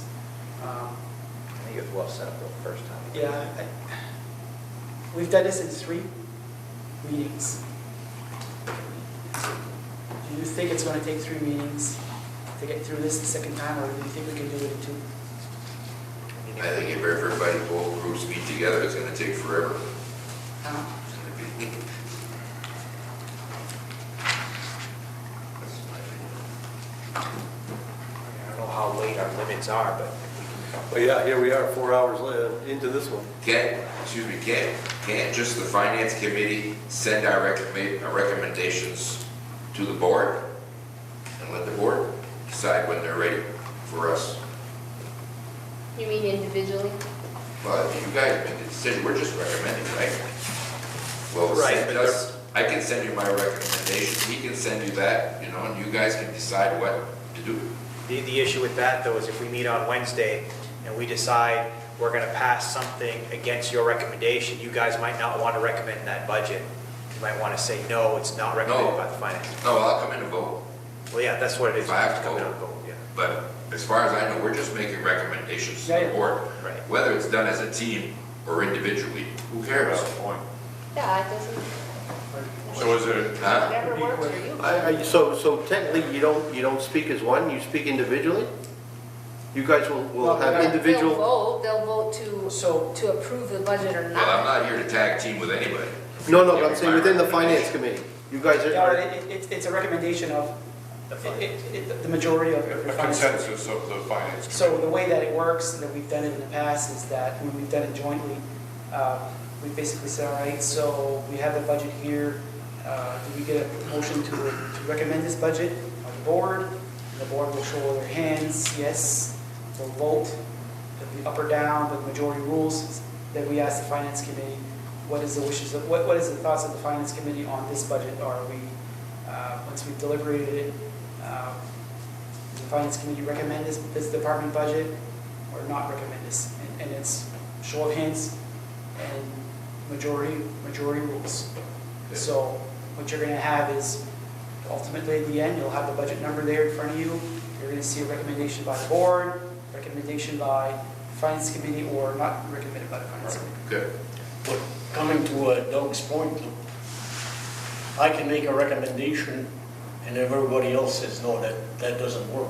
No. We can't do it. So you speak as one. We have to do it as You have to speak, you have to have a consensus, correct? Yeah, majority. So we'll meet on the 31st, we'll put our thoughts on paper, we'll come up with a consensus on what we want to put forward, send it, you guys will make your proposal back to us at some point, and we'll vote yea or nay, correct? Well, I think once we meet with you again, once we have our next meeting with you guys, Yep, we'll have seen your comments. yep. The board's going to look at this and do more tweaking potentially, okay? And then from there, if we can have one department and say, okay, I think we're ready to vote on this, we're going to vote. We may have consensus across the boards here, but we might not. That's where we will vote on it. So I think it would be beneficial for the board to have your thoughts. You're not necessarily voting on recommend or not to recommend. You can put your comments, your collective comments together as a board, Give them the feedback.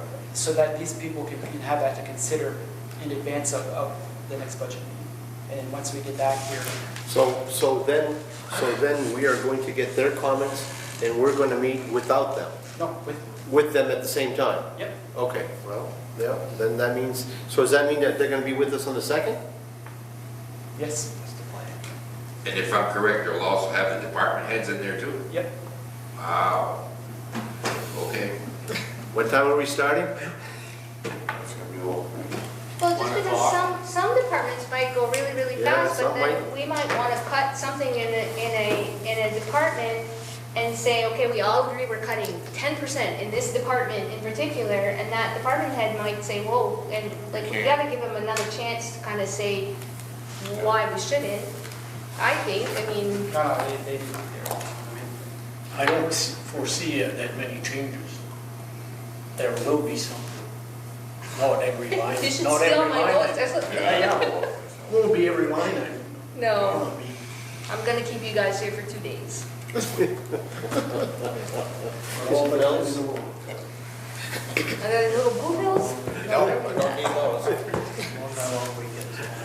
Yeah. All right. All right. I think if I could get a motion to adjourn at this point. I'll motion. Neil, second. All in favor? I like this.